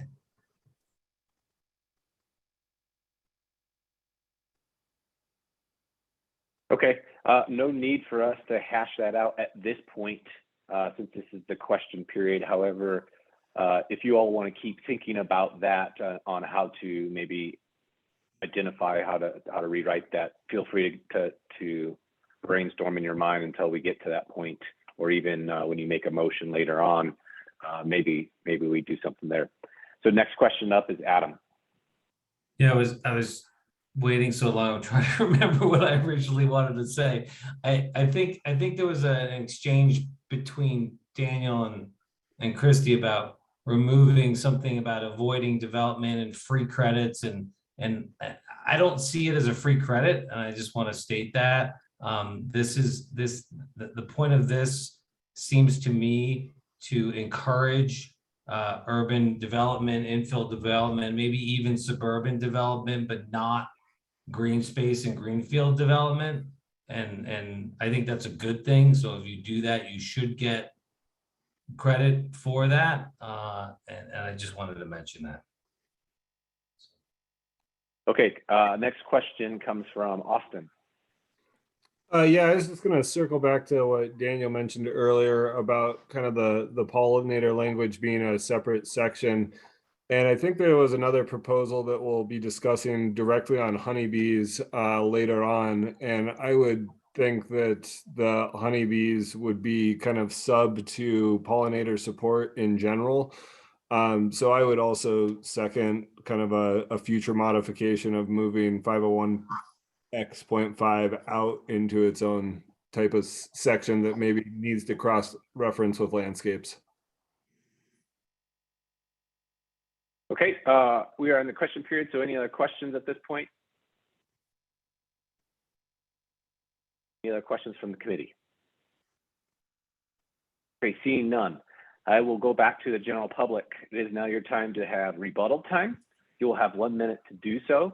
Anybody from the general public that wants to speak in support of this and have rebuttal? And Christy, this is your time. Since you were the only one that did that, feel free to raise your hand if you want. And I saw your hand go up and then I saw it lower. I'll ask for a second time, anybody from the general public that wants to speak in support of this, please raise your hand. And a third time, anybody from the general public that wants to speak in support of this proposal, please raise your hand. Okay, seeing none, and that we didn't have anybody speak in opposition, there's no opportunity for rebuttals from the general public for opposition at this time. So we go back to the committee. Committee, this is now your time to have discussion and or make a motion. So anybody that wants to do either of those, please raise your hand. Travis, go ahead. I don't want to make a motion, but I think so. I think everybody here likes the pollinator area. I think that all makes sense. And reading through this, I am wondering how do you get a credit and how do you build that in? Because it feels like this is almost a subset in here. To me, it almost feels like this 0.3 section, while I think it's really well intended and gives guidelines on saving some sort of habitation. I don't know if that's even needed if we're saying we're not developing within green space that's a habitat for threatened or endangered species. I mean, it feels like I feel like a lot of people are on the same page. It just seems like an outlier, and maybe this whole section would be more useful and impactful if it didn't have it. And then on the 0.3 area, when we're talking about coordination with collaboration with state wildlife agency and city agents to exchange information, for species concern, I don't know if anybody has any ideas of how to clean up section 0.4 to make that something that's a little more universal, because I think that puts us only into a certain tier of commercial or large builder PUD type of use and would exclude wider adoption, with the idea that I think we want to push for an impact of more people adopting pollinator habitat. And that's all. Thank you. Next up, we have Tom.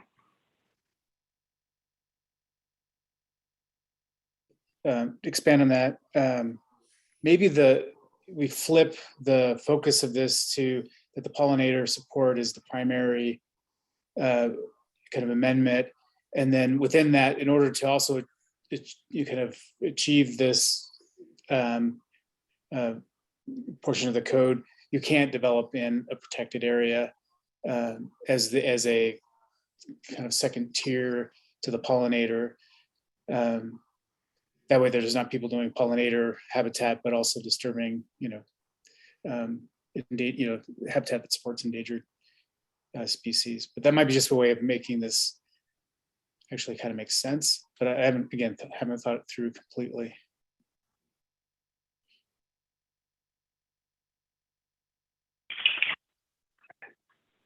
Next up, we have Daniel. So I just want to say there's a number of things and everything, but maybe the 501x5 that includes stuff that's just too flexible for me as a code reviewer to enforce.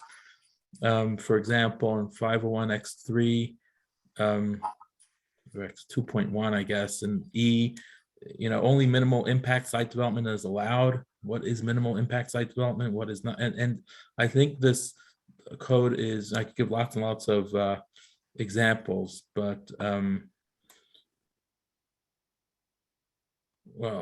anyway, I can't scroll through and find them all right now, but there's a lot of loose language if this is going to be an enforced code, even if it's just an enforced code for a project that chooses to do it. I think it might need some cleanup. At the same time, maybe because it's only relevant to a small number of projects, maybe that's okay. Those few projects will figure out how to get the credit, and we'll work with them on that. But I definitely would want to see the pollinator, which is kind of can be extremely broad, have a broader impact. I'd like to see that separated. Thank you. Anybody else? Anybody want to make a motion?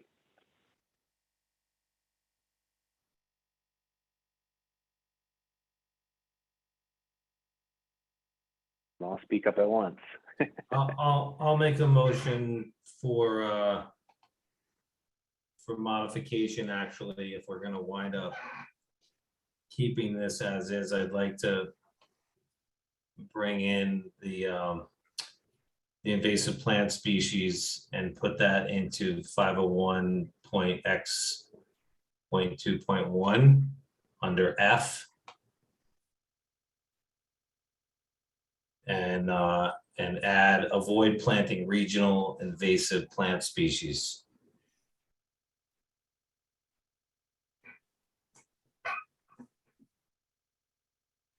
No, regional invasive plant species. You almost had it.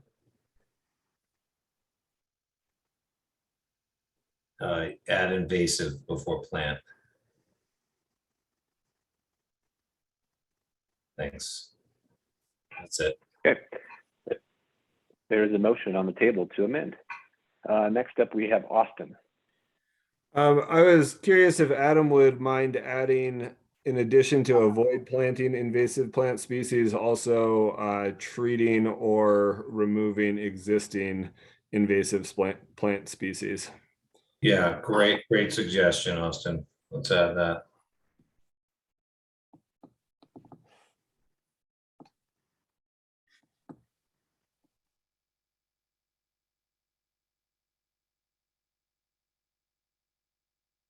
Okay. Next up, Christy. I think this is a small thing, but we would have to identify which plant lists we're utilizing to differentiate which plant species are considered invasive. And so I guess my question is, Adam, do you have any suggestions? I know we could go and research that and find those, and we could do that as policy. But if you have something that you would suggest, I would welcome that. Not off the top of my head, but it should be fairly easy to find. Yep. Okay. Yeah. Colorado State Extension Office should have that regionally throughout the state. Thank you. Next up is Austin. Oh, Austin, sorry. Next up, Kara. I just want to make sure that we captured this as intended for you, Austin. Did you mean to avoid planting regional invasive species and to treat and remove regional invasive species if they're found? Because right now it says avoid planting, treating, or removing regional invasive plant species. I'm thinking that might not be what you're intended. Yeah, I think your first statement is what I'm after. When found on site, they should be treated or removed. And then there is kind of a nuanced caveat on that. Like, I think I've had discussions with the Doty group before, and for like some long-lived tree species or woody species, there might be exceptions because the benefit of having an invasive tree outweighs the negative of having that. So I don't know how to write that portion of it, but I'm thinking more of the annual short-lived invasive species like cheatgrass and some of the ones that really come in aggressively and outcompete our pollinator plants. Okay, thanks for that. Adam, since this was your motion, did we capture that edit correctly? Yeah, I think you made it better. Yeah. Okay, great. Just wanted to verify. Next up, we have Travis. I guess I'm just curious how this amendment fits, which this would only apply to VSPZs, the vegetation and soil protection zones, which only occurs in threatened or endangered species habitat. So is the intent on this modification that it's more general than just in the VSPZs? It is, but I didn't know where else to put it. It seemed like the best place to put it. Yeah. Does anybody have any ideas? I was just reading that again. I was like, I don't know if there's maybe it should be in 0.4 for the maintenance and how to avoid impacts during the site maintenance. It doesn't fit the heading well, but 0.5, I mean, it would pertain to anything that 0.5 would pertain to. Right, you're selecting the correct landscaping and you're avoiding the incorrect landscaping. Yeah. Yeah, but then it says it's got this. Yeah, this is the only part that has like general landscaping criteria. That's where I originally wanted to put it, but then I thought it made more sense to go in the where we put it, but I think it can go in either one. Or maybe it should go in both. I don't know that anybody would intentionally plant invasive species, but who knows? Yeah, I think that's a good. Anyway, I was just looking at that. I didn't know if anybody had any good ideas there. So. All right, next up we have Daniel.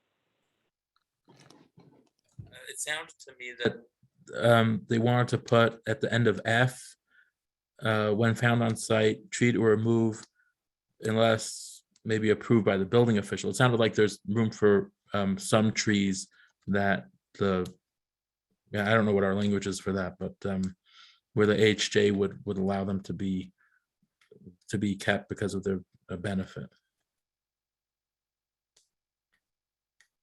I appreciate the so Daniel, in terms of the language, although generally our attorneys are not comfortable with the subjectivity of that kind of code language, where a particular person just makes a subjective call on that.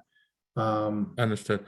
So it would have to be something more specific that we come up with, but it did sound like you wanted to add an exception for some more mature trees.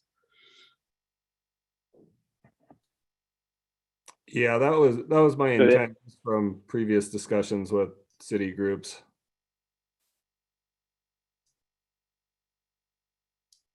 Okay, so that is something for Adam, who made the original motion, to consider. But we do have a motion, and I believe we have a second. Actually, I don't know. I don't recall if we had a second. Oh, our note taker's shaking their head no. So sorry about that. Any Daniel? What was that? I'll second it. Okay, great. So we do have a second. Great. Okay. Any other discussions? Any other modifications anybody wants to propose? Nope, seeing none, I'll call a vote then for this modification. So there's a modification to amend this proposal, adding in section 501.x.3, section F down there, X21.F, you can follow along. Avoid planting regional invasive plant species, and when found on site, treat and remove. That is what you're voting on, is by modifying this to add that section. All those in favor of that, please raise your hand.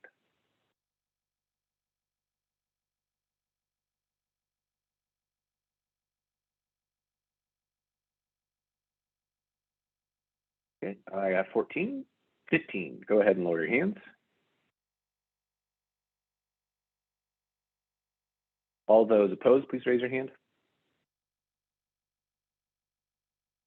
Seeing none. All those abstaining, please raise your hand.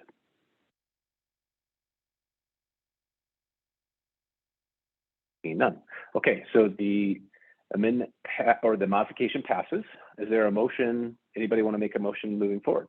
Daniel. Since that passed, can I still propose a different modification? I was waiting because I don't want the two topics to be confused with each other, but can we vote on, or can I propose a different modification?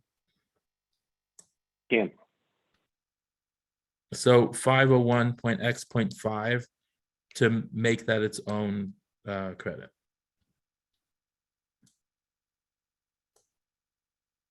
So okay. I don't know from the city standpoint, I don't know how we do that from that. Basically, we're breaking this out. I think it's an administrative thing, maybe, I don't know, but someone from the city can comment on if we can break that out. For this purpose, could we just say 501.y and leave it in here? Yeah, that would work. Christine, Eric, does that work for you? It does. It makes it unique and then keeps it cleaner in terms of the committee's actions here. Okay, so Daniel, is that okay for your motion by changing that to 501.y? Yes, I'd like to ask the group, would anyone like to comment on whether they'd still like to see that in the proposal? Because another way to modify would be to strike parts of this and only keep, let's say, 501.y. Now, right now, the way I'm proposing the modification, we'd be passing or not passing, I guess, all of this, the entire amendment together.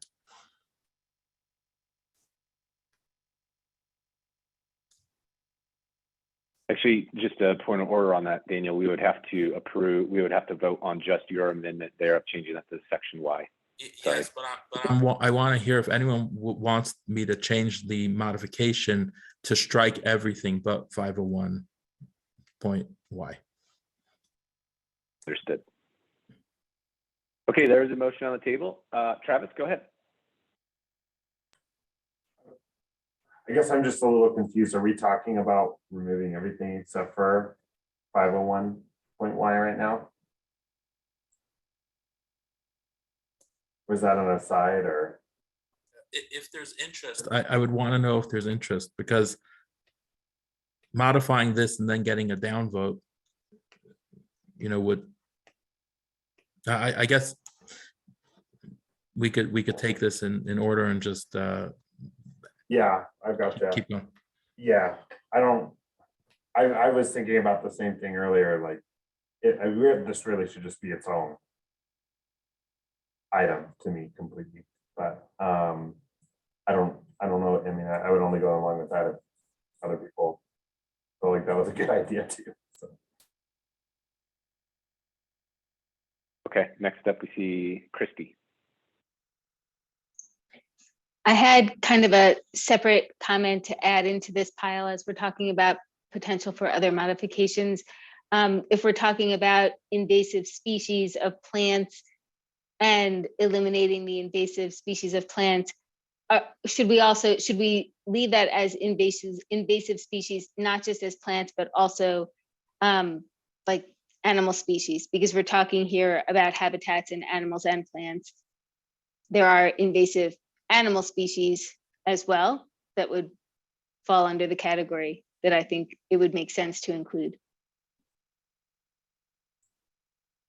Christy, can you Okay, clarify so that? Christy, just to confirm, are you talking about the section F that we just approved, that you would say just invasive species instead of invasive plant species? Is that correct? Yes, which would just broaden it. Understood. Okay.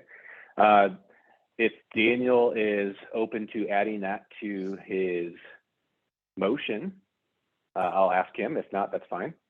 I need to understand that better, because it still says avoid planting. I'm not following what Christy's after. Yeah, and how do we change something that's already been approved? I'm confused by that too. It's a modification to a modification. Oh my God, I can't do process.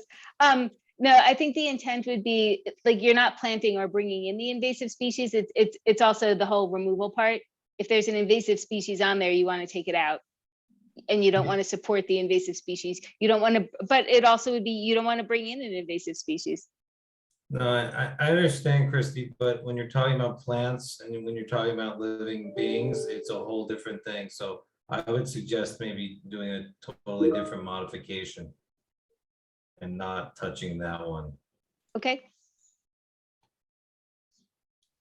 I would like, though, to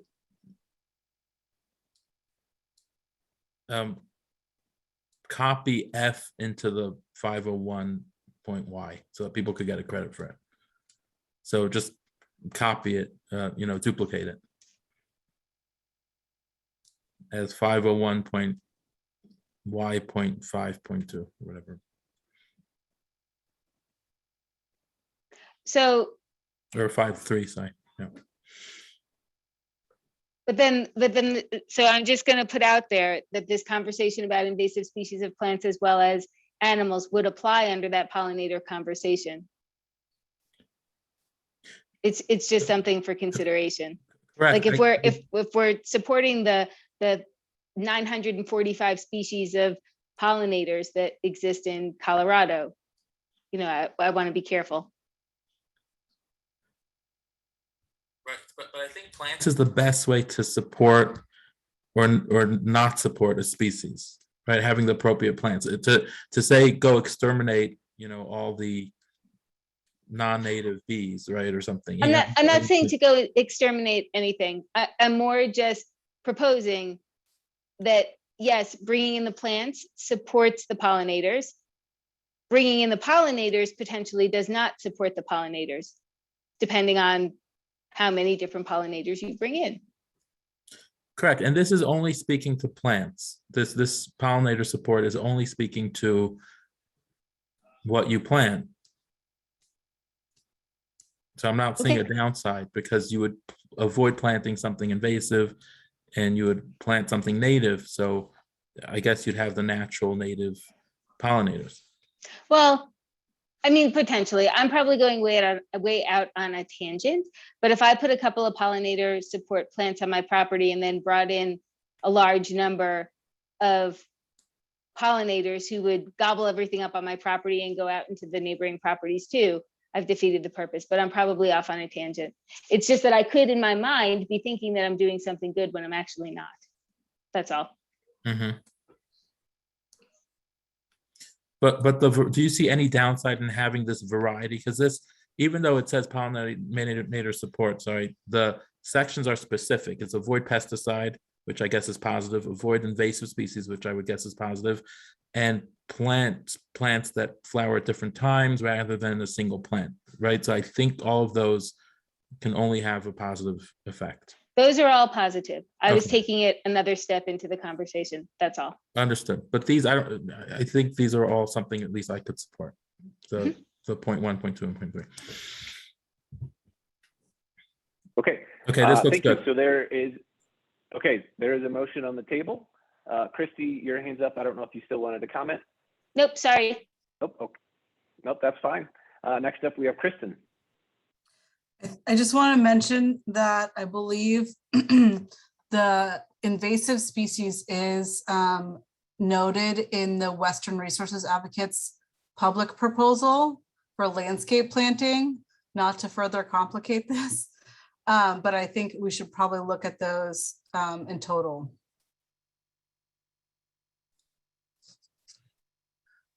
Okay, thank you. Next hand up is Renee. I don't know if you might have already mentioned this and I missed it, but there's a pollinator proposal in 2 proposals from now. So I don't know if it makes sense to take that section and consider it for the other one. So it's all in one spot. That one is a specific honeybee proposal, not the pollinator landscape. So it could certainly be shaped, but it deals with a very different content. Like this one actually deals closer with the content of what we're talking about now than that one. Just a thought. Thanks. Next up, we have Courtney. Yeah, I just wanted to second what Christy said, and also kind of back to what Kristen said. Yes, there's another proposal about landscape, but if we're looking at it from the limited use perspective, or what projects are going to be doing for the full Denver Green Code, we want to make sure that they're all included in all the proposals that relate to this, so that if a project picks this one and they don't pick the landscape one, then we've kind of covered our bases and not assume that they'll do everything. So I agree with having it in this one. Okay, thank you. There currently is a motion to amend this proposal. Anybody want to second?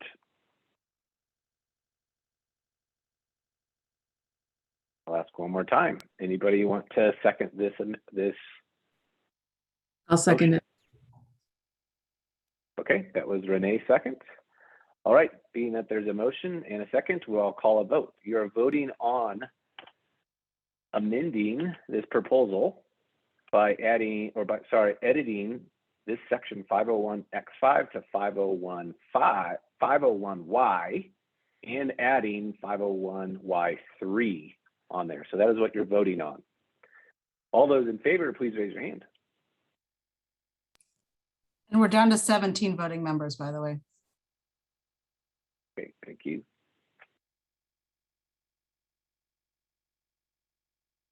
All right, I see 15. Go ahead and lower your hands.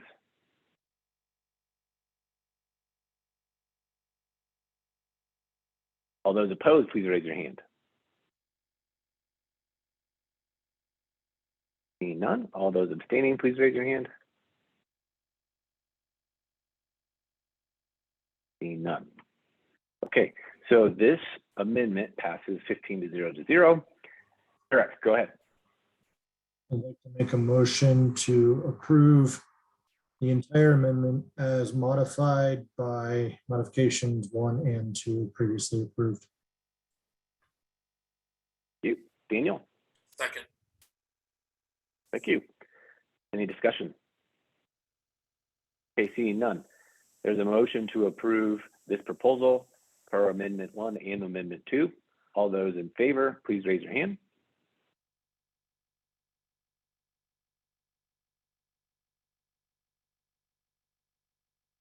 Okay, I see 14. Go ahead and lower your hands.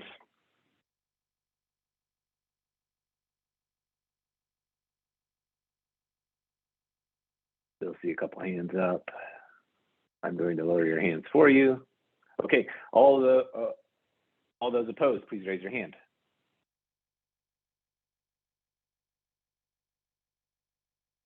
Any? So all those abstaining, please raise your hand. Any? Okay, so this passes with the modifications, 14 to 0 to 0. All right, we're going to take a quick 10-minute break. I'll start the timer. You guys know the drill. Feel free to turn off the cameras. When the timer comes back on, we'll start back up. Thank you.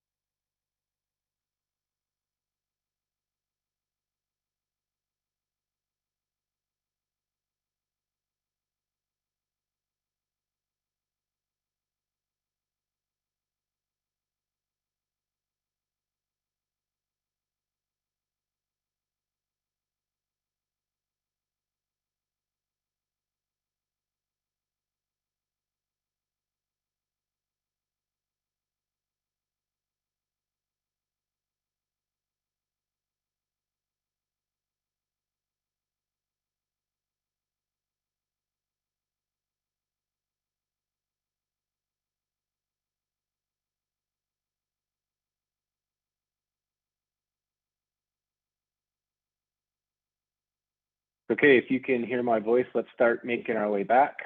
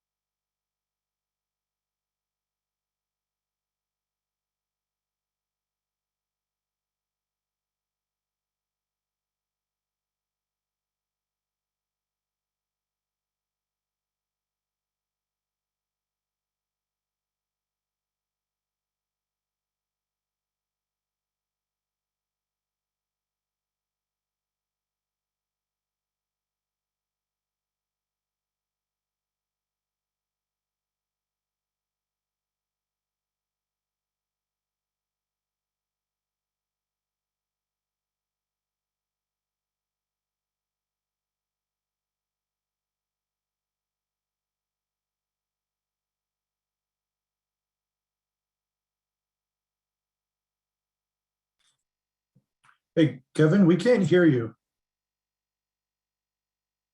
Okay, welcome back. Thanks, Adam. I was on mute. Sorry about that.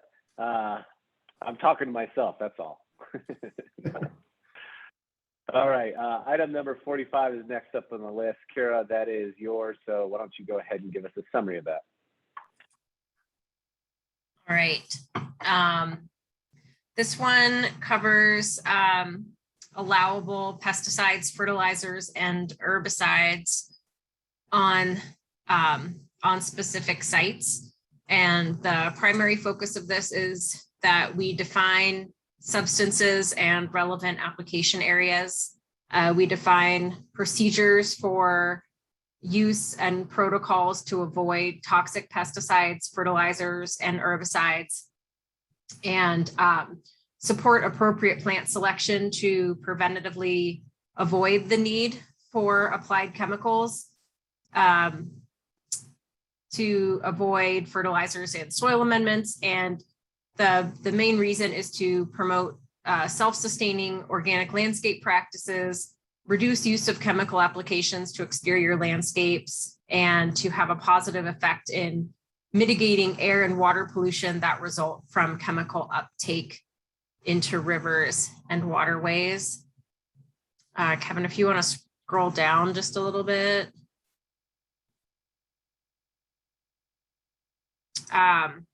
Our primary means in our language for avoiding the pesticides and other chemicals is to use appropriate plant selection, to design and install a self-sustaining landscape system, use only fertilizer and amendment products that are certified by the Organic Materials Review Institute or approved equivalent, and then to employ physical, mechanical, cultural, and biological controls for pest presence. And then we have listed out prohibited pesticides and allowable pesticides on site. I think that pretty much covers it. I'm going to open up to questions. Okay, so general public, this is your time. Anybody that wants to speak in support of this proposal, please raise your hand. Anybody from the general public that wants to speak in support of this proposal, please raise your hand. Third and final call, anybody from the general public that wants to speak in support, please raise your hand. Seeing none, I'll go to opposition. Anybody from the general public that wants to speak in opposition, please raise your hand. Second call. And third and final call, anybody from the general public that wants to speak in opposition, please raise your hand. Seeing none, I'll turn it back over to you, committee. Anybody that has questions only at this time, please raise your hand. Anybody from the committee has questions? Adam, go ahead.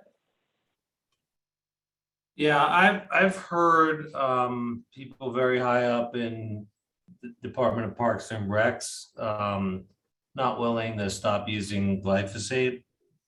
And I'm wondering how that would, if that would be a conflict if something was in the Denver Green Code that Denver Parks and Recs was using. So I'm just curious if anyone knows the answer to that.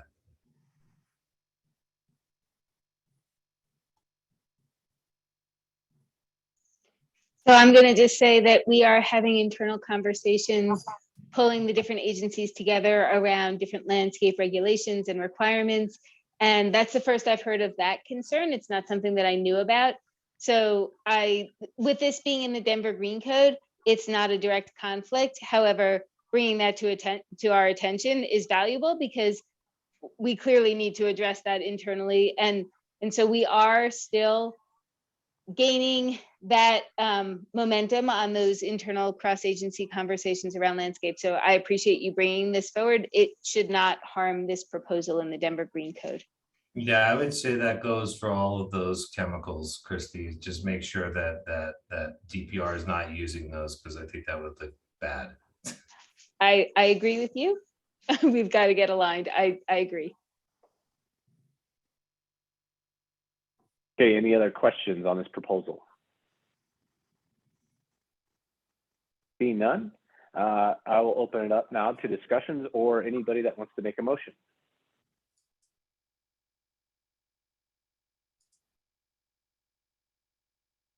So you want to make a motion? Christy, go ahead. I'll make a motion to approve as written. Okay, great. Eric? Second that motion. Okay, great. Any discussion? Seeing none, I'll call a vote. Before I call a vote, I'm going to ask our note taker, Kristen, and we did have some people leave. Can you update us on voting numbers? Give me a second. Okay, sure.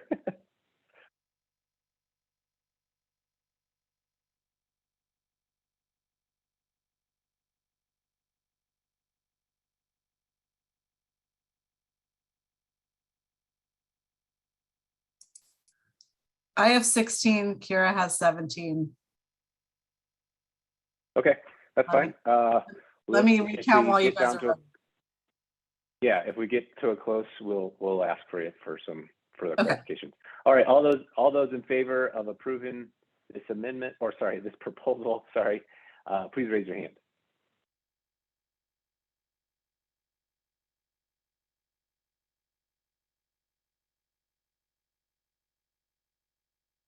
B14, go ahead and lower them.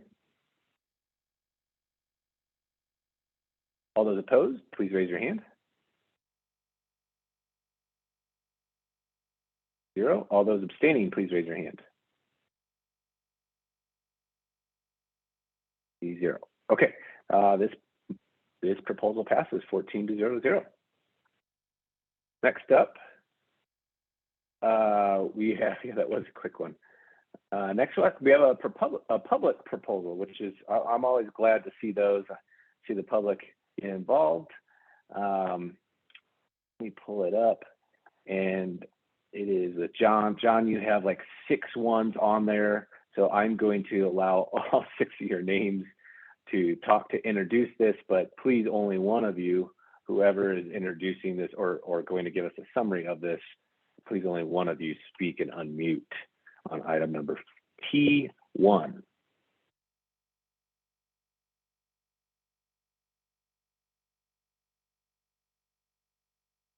And I see David has your hand up, so maybe it's David.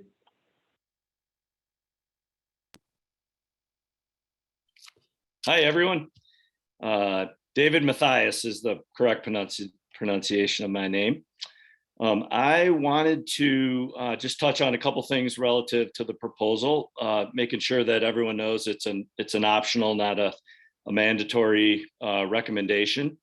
And our goal overall is a couple-fold. One is to support the honeybee population, which is in great distress here in Colorado, as well as to give people who use the Green Code an additional option to perhaps more easily and more affordably meet the requirements of the proposal.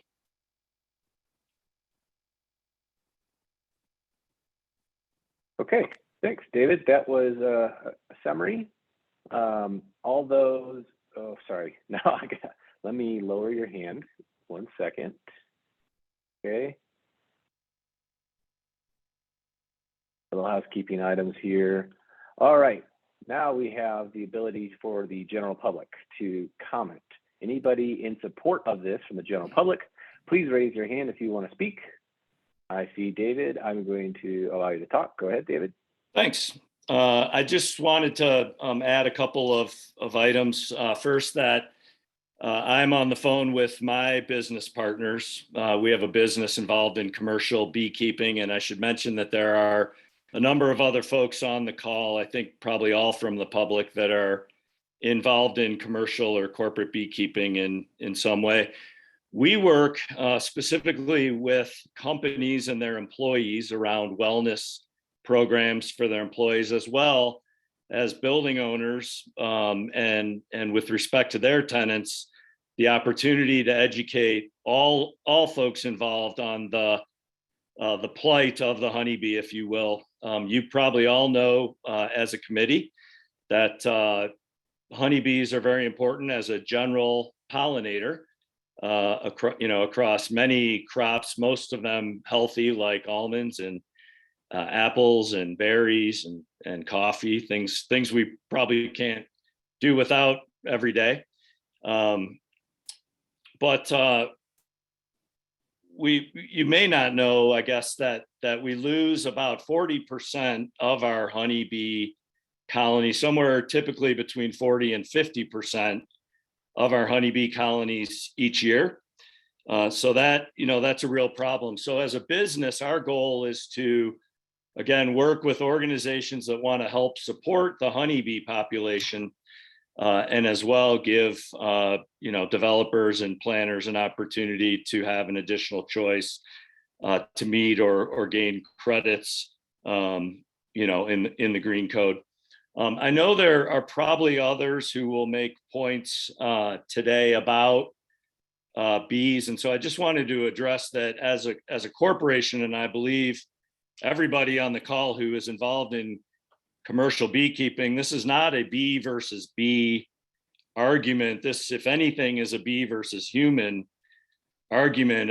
And what we're not doing well in Denver and the surrounding area is replacing the habitat that we disrupt when we do build buildings and do develop residential units and such. And so our proposal is really, again, meant really to focus on, supporting honeybees, providing education, to literally thousands of people a year, with the hope that they'll go home. David, I'm gonna have to cut you off. I'm sorry. You only get 2 minutes. I think I'm done. Sorry about Thank that. you. Thanks. All right. Thank you. Next up from the public is Noah. Noah, you please state who you're with, and you'll have 2 minutes. Great. Thank you so much. Can you hear me all right? Yes, we can. Okay, great. So my name is Noah Wilson-Rich. I'm a PhD in biology with a focus on honeybee immunology, which was a little bit too specific to get a real job at a grad school. So I started a beekeeping service, so similar to the operation that you just heard about. I'm a co-founder and chief scientific officer of the Best Bees company. So since 2015, we've installed and managed data yielding beehives around the Front Range, certainly Denver. And it's been a wonderful opportunity to have research honeybee hives throughout the city to better understand and collect data about pollinator health. And I'm concerned about some misinformation that I've been hearing in the session today. One of the topics is that honeybees are not an invasive species. Some of these ecological definitions are murky. And I think it's really important to acknowledge that our mission here is to improve pollinator health. And while honeybees aren't native, they were established about 150 years ago or so, and they exist by propagating many of the annual plants that Denver residents enjoy. Banning honeybees really can limit our capability to conduct ongoing research into pollinator health overall. And I certainly recognize that nobody is talking about banning honeybees here, but in a previous discussion today, there were some concerns about removing animal invasive species. And I just want to be here as a source of information, certainly with other colleagues, to make sure that what we're discussing is on the right path. There is a precedent from Los Angeles about banning bees from June 9th of 1879, when people thought pollinators were stealing fruit. And that law stayed on the books till 2015. 2015 when LA decided to make bees legal again. So there are these big consequences, and I just want to make sure everybody's working with the facts as we understand them. I can share a little bit more about our research. We published in National Geographic and with Ted from Denver about pollinator habitat. When we look at the plant DNA from Denver honey, we get a whole list of all of the different plant species that bees are going to. And until we can get enough funding to research all of the native species that we want to do, we're limited to working with what we have, and that's honeybees. So thank you guys for your time, and I appreciate it. Thank you. Any other general public members that would like to speak in support of this? Please raise your hand.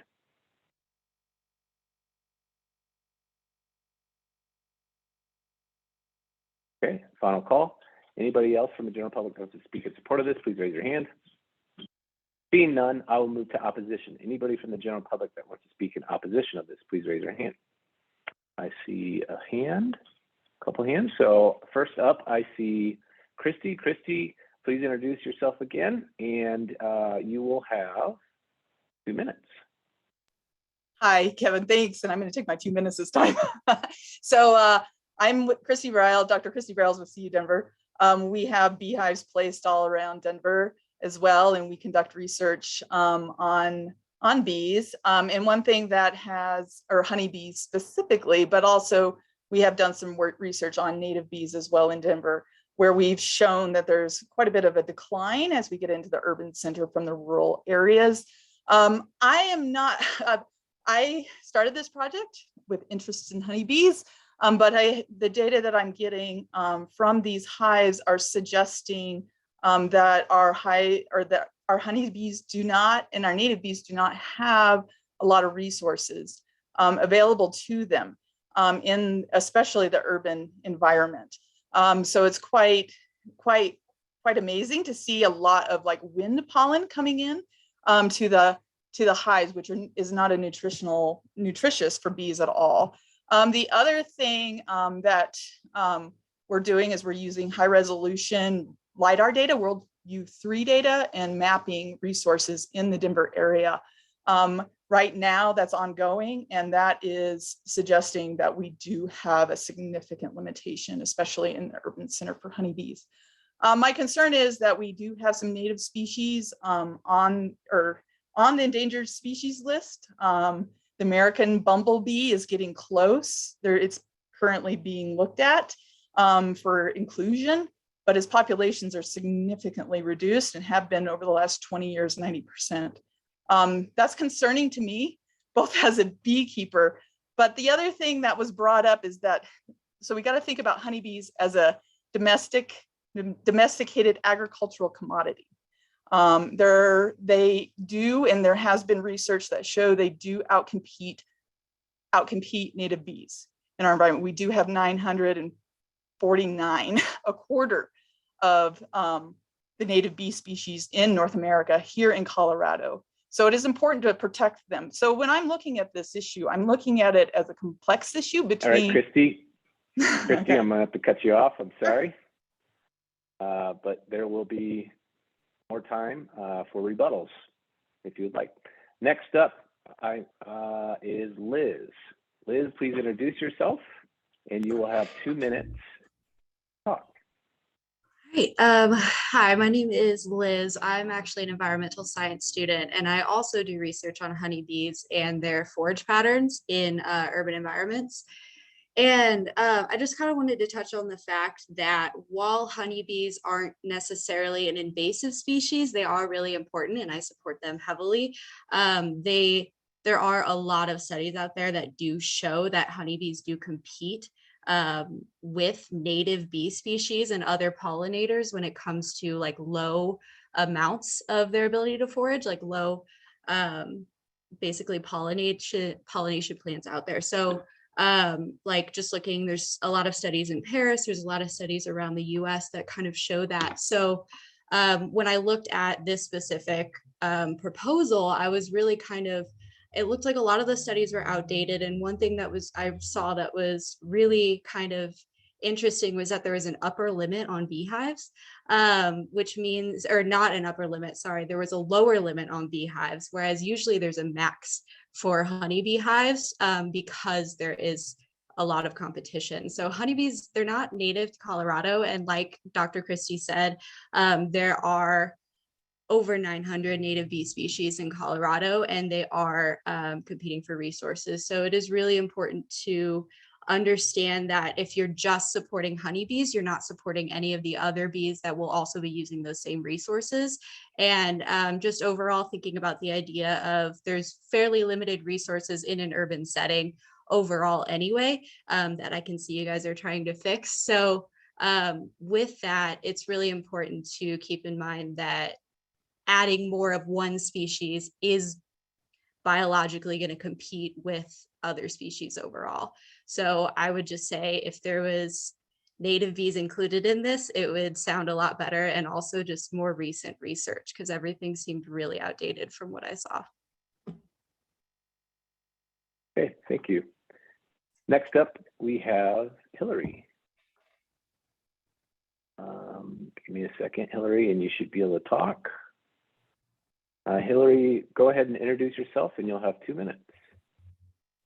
Hi, my name is Hillary Hillam, and I am an environmental science student who has been studying honeybees to begin with, and then native bees over the last 3.5 years. And I have several things that this proposal really bothers me. First off, some data from the Food and Agricultural Organization of the United Nations. They just came out with some data that managed hives have increased worldwide by 83% since 1961. We need to remember that bees are, because they're managed and they actually get help in different areas of veterinary care, they're never going to go extinct because of that. And they are important pollinators that need to be considered, but they also need to be managed more heavily than what is being proposed in this proposal. The installation of no less than 3 hives, it becomes an issue for me. We should have a maximum, not a minimum. It becomes an issue to me that how to feed these animals are not being addressed at all in this particular proposal. What we do with these bees when they start to swarm and how to manage that needs to be addressed in this proposal. And honeybees spread disease to wild bees. And so that disease management is going to have to be more addressed in these proposals, and more than just mites. Like foul brood is extremely, both American and European, is very detrimental to honeybees and can be detrimental to the rest of our bees. And so I think this proposal is just not addressing enough of the issues yet. And that's all. Okay, thank you. Okay, that was all the hands so far. I have to ask 2 more times. Anybody that wants to speak in opposition from the general public, please raise your hand. And third and final call, anybody from the general public that wants to speak in opposition, please raise your hand. Okay, seeing no more, I'll pass it back over to the committee. Committee, this is your time to ask questions. Questions only at this time. So if you have any questions, please raise your hand. And remember, you can ask questions to the proponent. That is fine. First up, we have Daniel. Hi. I heard a number of concerns with some level of detail, maybe that's not in the proposal. I heard other concerns in addition to those, but there were concerns about some detail needing to be added to the proposal. Is it likely that a provider who offers this hive would be aware of those needs, whether or not they're specified in this code, that the provider would be, familiar with whether it's, feeding or preventing disease and et cetera, you know, some of those details. Is that something that does need to be a level of detail added to this, or is that something that the provider credentials would kind of cover? Okay, so that is a question to the proponent, which was David. David, you are allowed to talk if you want to answer that question. I appreciate that. I may defer to Noah on that, or our sustainability individual, John, who apparently is on here 6 times. But I would say that at least in the case of our business, we're very familiar with the details and nuances of beekeeping here in Colorado, and obviously would do any sort of necessary supplemental feeding and disease control that is required. Thank you. Okay, since Daniel, that answered your question, we will not go to John on that. Next up, we have Austin.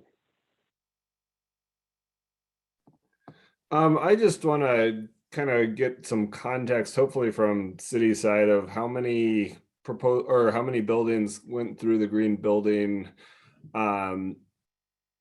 code the first time around, so that I can get a better sense of, even if every new building that came through this iteration chose to do bees, how many potential added beehives that would be, just so I can get a better understanding of what were the real impacts that we're potentially talking about. So unfortunately, the 2019 Denver Green Code was an optional pilot program only. So we have 6 pilot projects. It was a 5 pilot program that we actually expanded to 6, but it was for full compliance with one of the 4 compliance pathways. The mandatory limited use of the Denver Green Code for all commercial projects is being introduced in 2022. So we don't have a count to offer on what you asked. All right, thank you, Christy. The next question comes from Jonathan. Thanks. So I guess I had a question about why this proposal requires the honeybee maintainers to be from Colorado. Number one, it seems like something that we don't require anywhere else in the code. And then also why we would require them to have a sustainability specialist familiar with the Denver Green Code.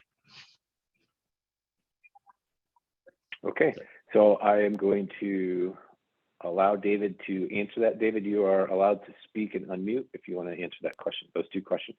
Sure, Jonathan, thanks for your question. I think the reference to having a Colorado provider simply was to address the idea that beekeeping is a fairly complex practice and it differs from region to region. Anybody who has beehives and maintains beehives in Colorado should have a knowledge of our forage, our altitude, our high desert plain, our weather patterns, and those types of things. So that was why that was in there. Of course, that's something that I think could more than easily be modified. And then your second question, forgive me, but was about.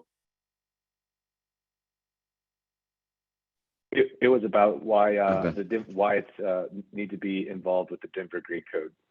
I believe it's item number 7. Right. I think, again, just a nod to understanding the complexity of beekeeping. If you are a beekeeper and your bees die in the winter, then you really haven't achieved what I think we hope to achieve. And so having an understanding of the complexity of beekeeping, as well as a knowledge of the city code and the green code, is important. I think one of the reasons we originally wrote this proposal was from hearing from developers that the green code is difficult to meet in its current form. That and I don't mean to be suggest I'm an expert at it, but it seems to be costly, time consuming, and something that we were hoping to help developers solve by coming up with a bit more, easy and affordable solution. And I hope I've answered your question. Okay. Thank you. Next, we have Adam with a question. Yeah, I was gonna pick on that same number, that number 7. I don't know why you would use the word sustainability expert. I'd rather just see a beekeeping expert. I'm a sustainability expert and I don't really know a whole lot about beekeeping. So I would suggest that we change that language. And the other question I had was on number 3. Do third-party providers typically replace the hive if it's lost? And what does lost mean? Does it get destroyed? Does it get stolen, or both? I mean, what do you see as loss? Okay, David, so 2 questions for you. First one is, are you open to modifying item number 7 there for sustainability expert? And then the other question is, what does loss mean in item number 3?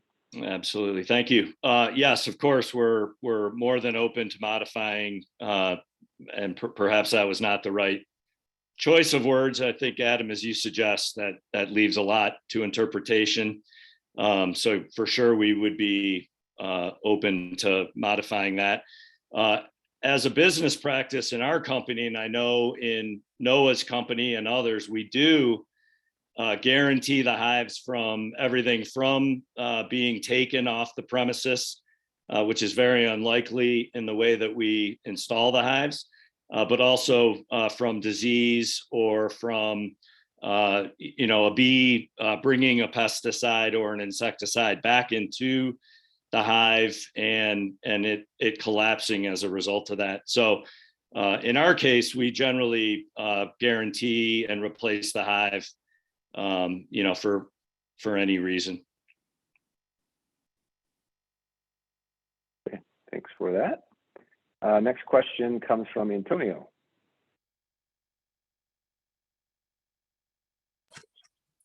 Thank you, Mr. Moderator.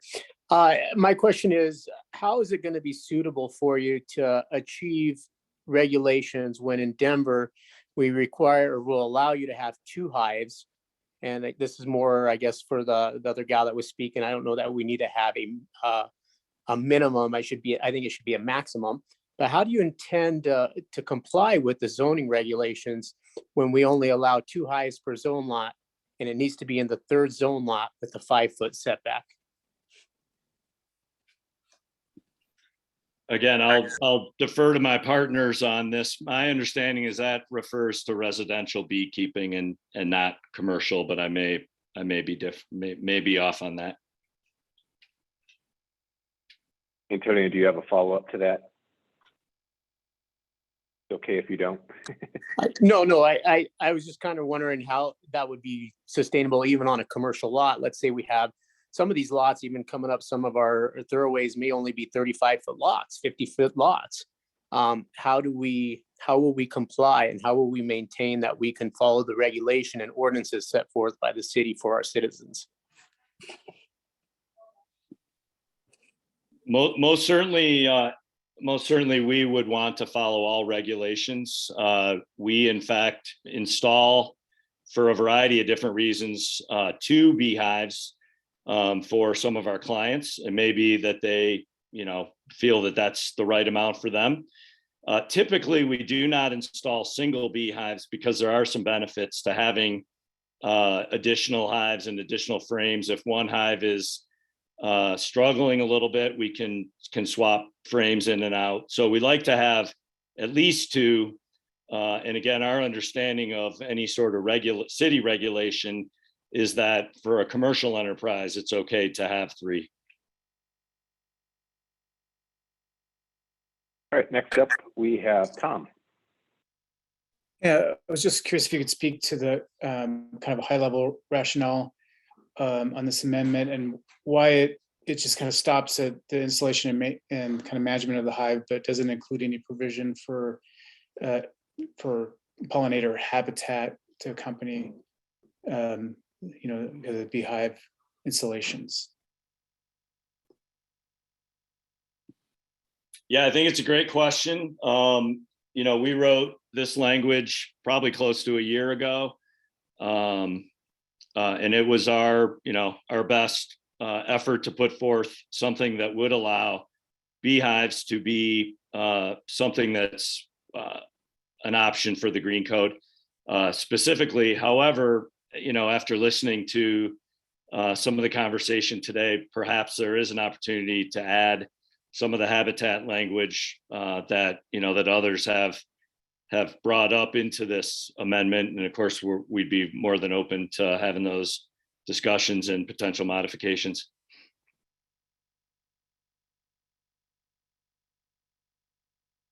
Next question comes from Eric. Thank you, Mr. Moderator. I have two questions for the proponent.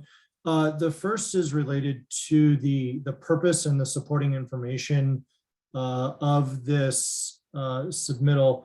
And it indicates that this could be an alternative to more expensive sustainability improvements and practices. Could the proponent elaborate on what they are characterizing as more expensive sustainability improvements and practices? Sure. I think that refers to the feedback we've received from the development community that putting a vegetative garden, which requires electricity, water, and I believe it requires improvements on the roof to have a waterproof membrane. Those types of things are expensive and arduous. And that may very well hold, depending on the size of the roof, on doing a solar array as well. Okay, thank you. And my second question is for the proponent as well. Does the proponent's business financially benefit if this proposal is passed? It's a great question. We are a for-profit business, and we would be compensated for the value that we provide for our clients in terms of educating and engaging their employees and or tenants in a program that I think is beneficial to all pollinators. Thank you. Okay, committee, any other questions? I'll ask one last time. Any other questions from the committee? Okay, seeing none, we will go back to the general public for rebuttals.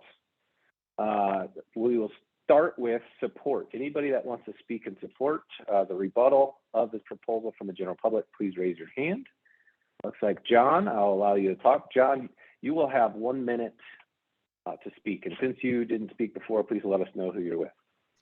Hi there. Thank you very much. I am with Dave, also with Free Range Beehives, and we heard several arguments against this proposal that I won't be able to cover everything, but some of the biggest ones were there has been a significant amount of research into the effect of honeybees on native ecosystems, and a significant amount of it does show that bees have a beneficial effect on the environment. There are studies that show that they have negative effects, but those studies are primarily done on agricultural plots where there are hundreds or thousands of hives.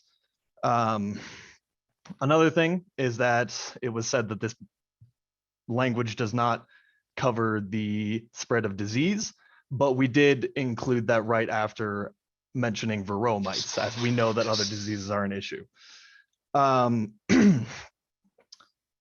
That's all I believe I have time to cover, but I thank you for taking a look at this and hope that we can come to a good decision here.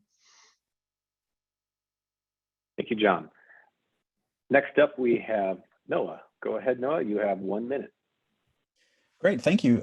So I think it's amazing that we're talking about this. It seems like a great opportunity for Denver to continue to lead away across green cities to further incentivize pollinator health, which is really the point here. I'm concerned about misinformation, and I love having students here, so it's great. We're all learning together. I disagree with the point that honeybees are never going to go extinct because they're managed by veterinary care. So best beekeeping practices, I also don't feel like the DGC is maybe the best place to detail all of those, but it's certainly assumed that any professional beekeepers are doing those best practices. Our research data have shown that there are more resources for pollinator plants in urban areas areas, as many as 8 times more species than nearby suburbs and rural areas. Again, we've published this with National Geographic, certainly specific to Denver, as well as the TED stage. I'm just curious to learn a little bit more from Christy and Liz and Hillary and anybody else who might have some data to know, have those yet been published? Curious to learn more about the methods so that we're just really focusing on facts and what's known. So I'd love to see the conversation advance there. And I totally agree with Liz. I think it would be great to include native bees in this. So thanks again. Great. Anybody else from the general public that wants to have rebuttal and support, please raise your hand. Third and final call. Okay, I see a couple more hands. Hillary, you're up next. You'll have 1 minute. All right, thank you. And so a little bit of that, there's a couple of things. First off, Axel Hawkinsbridge from the International Union on the Conservation of Nature, and Isabel Dajos, who is a pollinator ecology researcher. Some of the data that I got was from those two people who are reporting in on these things. And then I was just concerned when David said that the way their hives are attached to the building, that it can become hard to remove the hives. I would like to know how, if there is any foul brood, how that will be addressed in the not being able to remove hives. Because currently, if there's foul brood, the way to get rid of it is to burn the hives. And so that is a question that I think would need to be more taken care of on that, just in that one area. Thank you. Okay. Next up to have a rebuttal in support would be Christy. Christy, you have 1 minute. Awesome, thank you. So thank you, Noah. I appreciate your input a ton here. We have been doing this research for over 6 years, and this is, I've actually been quite surprised, and I would be happy to help share it. It's been a lot of data because we're a bit surprised by it. So we're currently working and the two other girls that you just heard from me are actually my students who are working on that as well. So it's not currently published, but we do have published data with the native bee decline in Denver is in urban ecosystems. And I think there's a bit of a paradigm shift, if I may put it like that, in terms of how we go about keeping bees, non-native bees in urban cities. I also want to point out, and I hope everybody hears this well, we are in a semi-arid environment. We do not have a lot of resources here. And in particular, that's in Colorado in general. But when Christy, you go to the urban center, that's it. Okay, thank you. All right. Next up, and I'm losing track here. I think I don't want to allow everybody, multiple people or the same person to have the same rebuttal time. So I believe, David, you did not speak yet from a rebuttal standpoint. So I'll allow you to talk, and you'll have 1 minute. Thank you. And I can be very short. I just simply wanted to address Hillary's observation. I did not in any way say that the hives were hard to remove, but when we do install beehives for a customer of ours, we make sure that they're secure. Sometimes these are on building rooftops, sometimes they're on the ground. They're not in any way difficult to remove, but we do take precautions to make sure that they're safe and that they remain healthy. Okay, thank you. And I see another hand, which is Noah. I believe someone help me out. I believe we already heard from Noah in a rebuttal. I'm seeing head shake. So Noah, sorry, we cannot allow you to talk one more time on that. It was, I'm sorry, Mr. Moderator, I believe it was John, right? Maybe I'm incorrect. We heard from John and from Noah, both. Okay. Okay. Thank you for that. Thank you, committee, for helping me out on that. So I am going to lower hands that we've already heard. Okay, I'll ask for a second time. Anybody from the general public that wants to speak from a rebuttal standpoint in support that has not already spoken, please raise your hand. I do see another, we have 5 John Rossells on there, so I'm going to unmute you to make sure you are not somebody new or not the same person.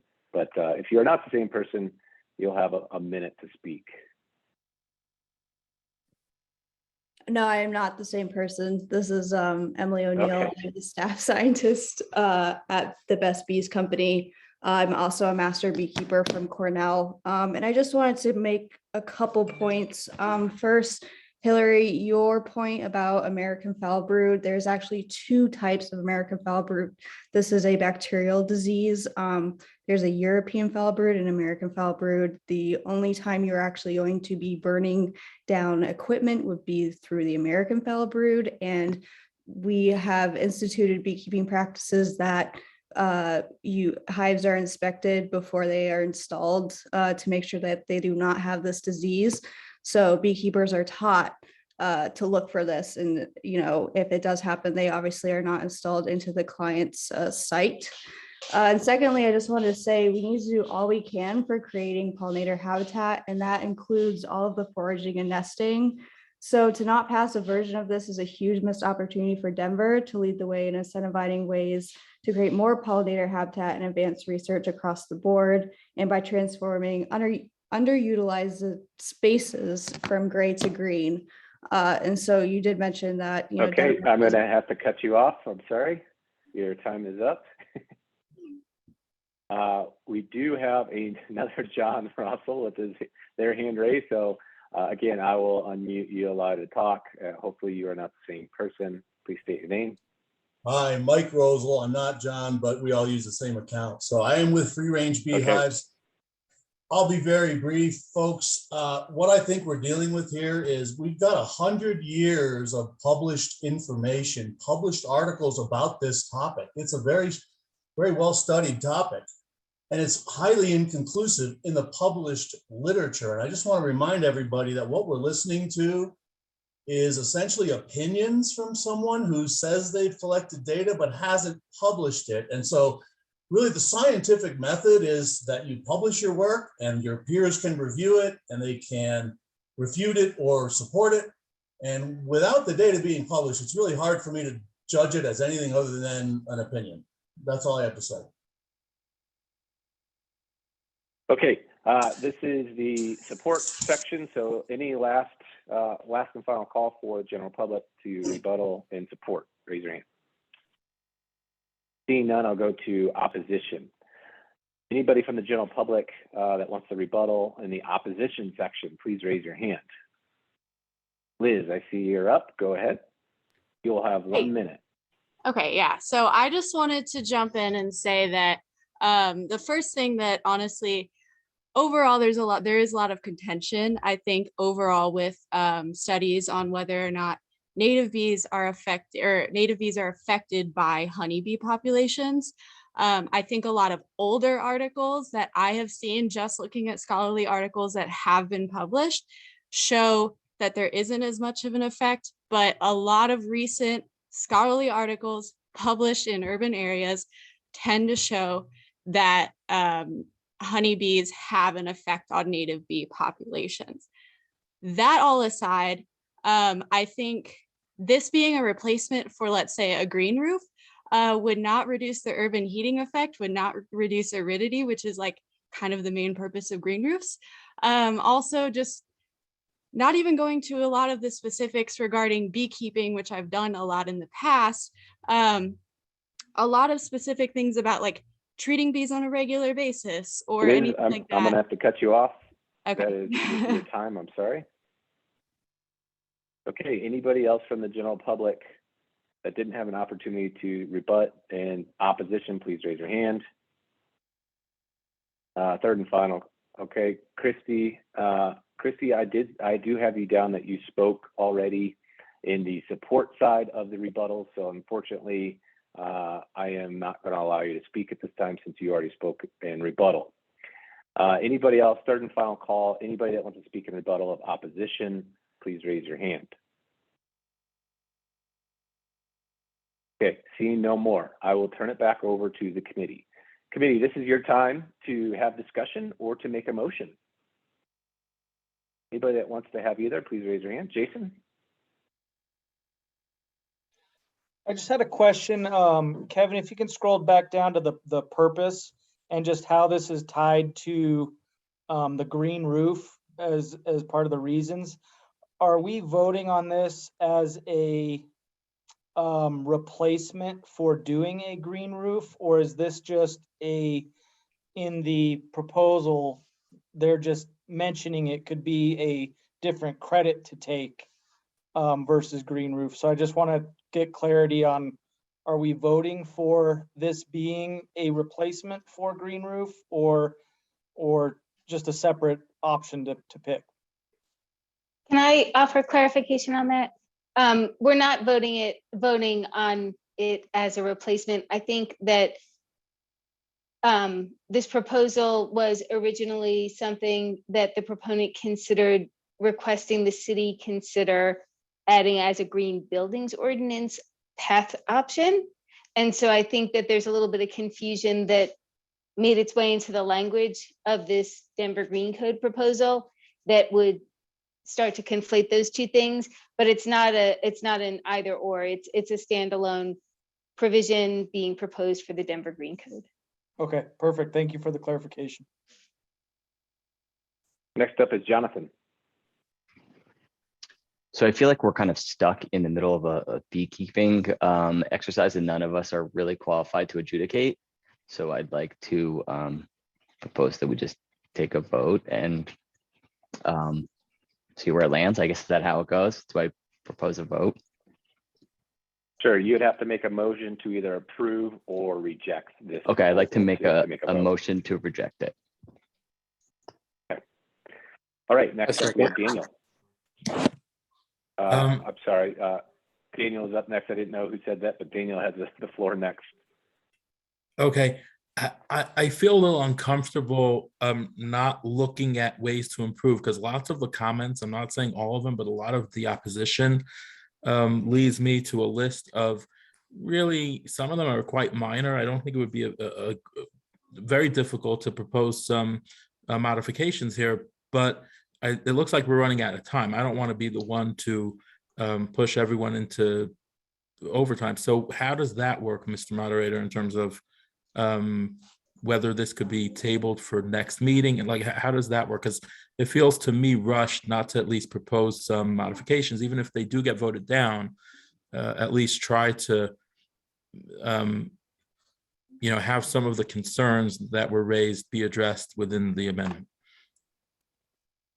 Good question. So Daniel, you are speaking to your committee members, and they are going to take that into consideration when they make a vote, if there comes to a vote on this rejection motion that's on the table right now. So that is, you're speaking to them to say that you would like to have them consider to table this instead. But right now there is a motion to reject. So until that motion gets voted on, the new motion cannot be made. Understood. Next up is Christy. So I'm sort of I'd like to go to Daniel's question on how long we're going to run the conversation. And the context that I'll add is that I did, in preparation for this discussion, do some reading of recent research because of, like Jonathan, to your comment, I wanted a better understanding. And so I would be happy to share the citations of the articles that I read and kind of some thoughts that I have that I pulled from, not thoughts that I have, not my opinions, but information from those articles that we could consider together if we would like to. It will take some time. It's 5:05. What is appropriate here?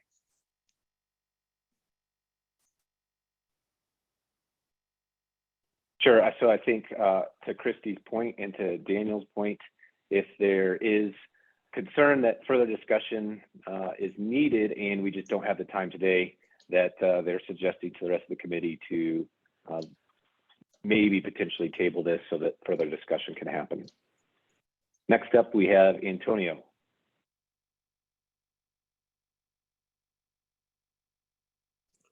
No, you're good. I'm sorry. I think I was inadvertently up. Okay, next up then is Travis.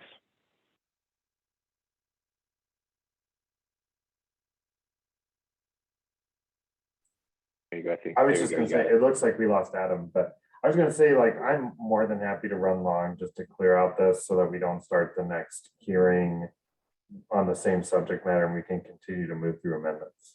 So I'm happy to hear more information on it. I think my initial proclivity is to follow Jonathan's lead on this. But I'd like to hear from the rest of the committee if they even want to entertain running longer. We only have 13 voting members at this time. Okay. 13 of 21. 13, 21. So I believe we need 2/3. Let's continue the conversation while I look that up. Give me a minute. Antonio, your hand's up again. Are you still wanting to say something? Oh, okay. Next up is Jonathan. Yeah, I mean, so I would remove this, I guess, if what I would love to see is Dr. Briles and her students and the proponents sort of get together and present something to us that they all agree on, because then that's something I feel like I'd be much more comfortable supporting. But even just reading a couple of articles, Christy, as you mentioned, like I still don't know that that's necessarily going to put me in a position to then pick a side between each one of these. So I don't know if there is a way that can this be like tabled and we ask if the proponent and Dr. Briles are willing to get together and represent it. I don't know how that works. Sure. So let's talk about the first item. Jonathan, are you removing your motion to reject then? Or are you not ready yet? I don't know. I mean, I guess that's kind of contingent on the answer to the second one. Can I hold off on for a second before I do that? Yeah. So if it does get tabled, we can table it and they can come back and provide clarification. We've done that with another code section. If they want to help rewrite this to be a little bit more clear or add more detail, things like that, that is a possibility. So that is a possibility, but they would have to be willing to do that, to come back, and if we table it, would have to be within, they would have to get us back that information within a week prior to the next hearing so that the general public can review that and also the committee members can review that. So it is a possibility.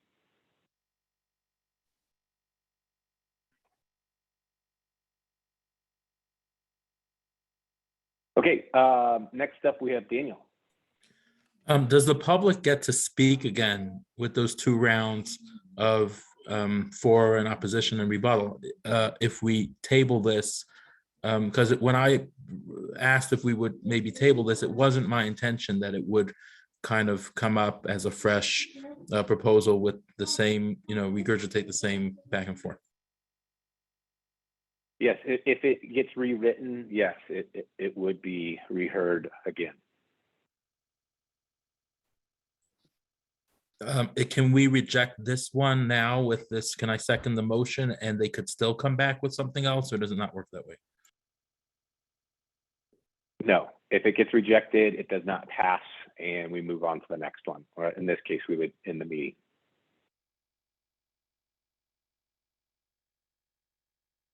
Okay, next up, it looks like we have Austin. You just answered my question. It was the same thing. Rejection means it's completely off the table. Okay, next up we have Kristen. We have less than 2/3. I don't know if that's quorum or not. We're trying to verify that. But at that time, we can't even vote on a motion. Sure. And I don't know if we actually, following Robert's Rules of Order, I believe 2/3 is that. So I would say that unless the city wants to chime in here, that we would have to we would not be able to vote on this, and this would be the meeting would be adjourned then. So if the city wants to comment on that, feel free. Mr. Moderator, I agree. Without quorum, we would not be able to vote. I believe by default, this proposal would have to be tabled until the following meeting when we did have quorum. So it would not reopen and reintroduce the proponents support or opposition to, it would simply table it at this point by default. Okay, so that does not give them an opportunity to work together and collaborate on this and to come back, unfortunately, because we couldn't vote on that. Jonathan, do you have any closing remarks there? Nope, doesn't look like it. Okay, so I do. Sorry, I did. I hit the wrong button. Okay. Is it okay if I go? So I guess the question would be, I mean, couldn't the professor and the students like essentially work on amendments that they wanted to propose for the next week? So it's not like it would actually be, or next visit or whenever this gets heard again. So it's not really getting reintroduced as long as it seems like we could ask them to do that. Yes. Unfortunately, no. They could. There's nothing stopping them to reaching out to committee members to suggest amendments that a committee member could bring to the table. Nothing wrong with that, but they could not suggest that since the public comment period is over.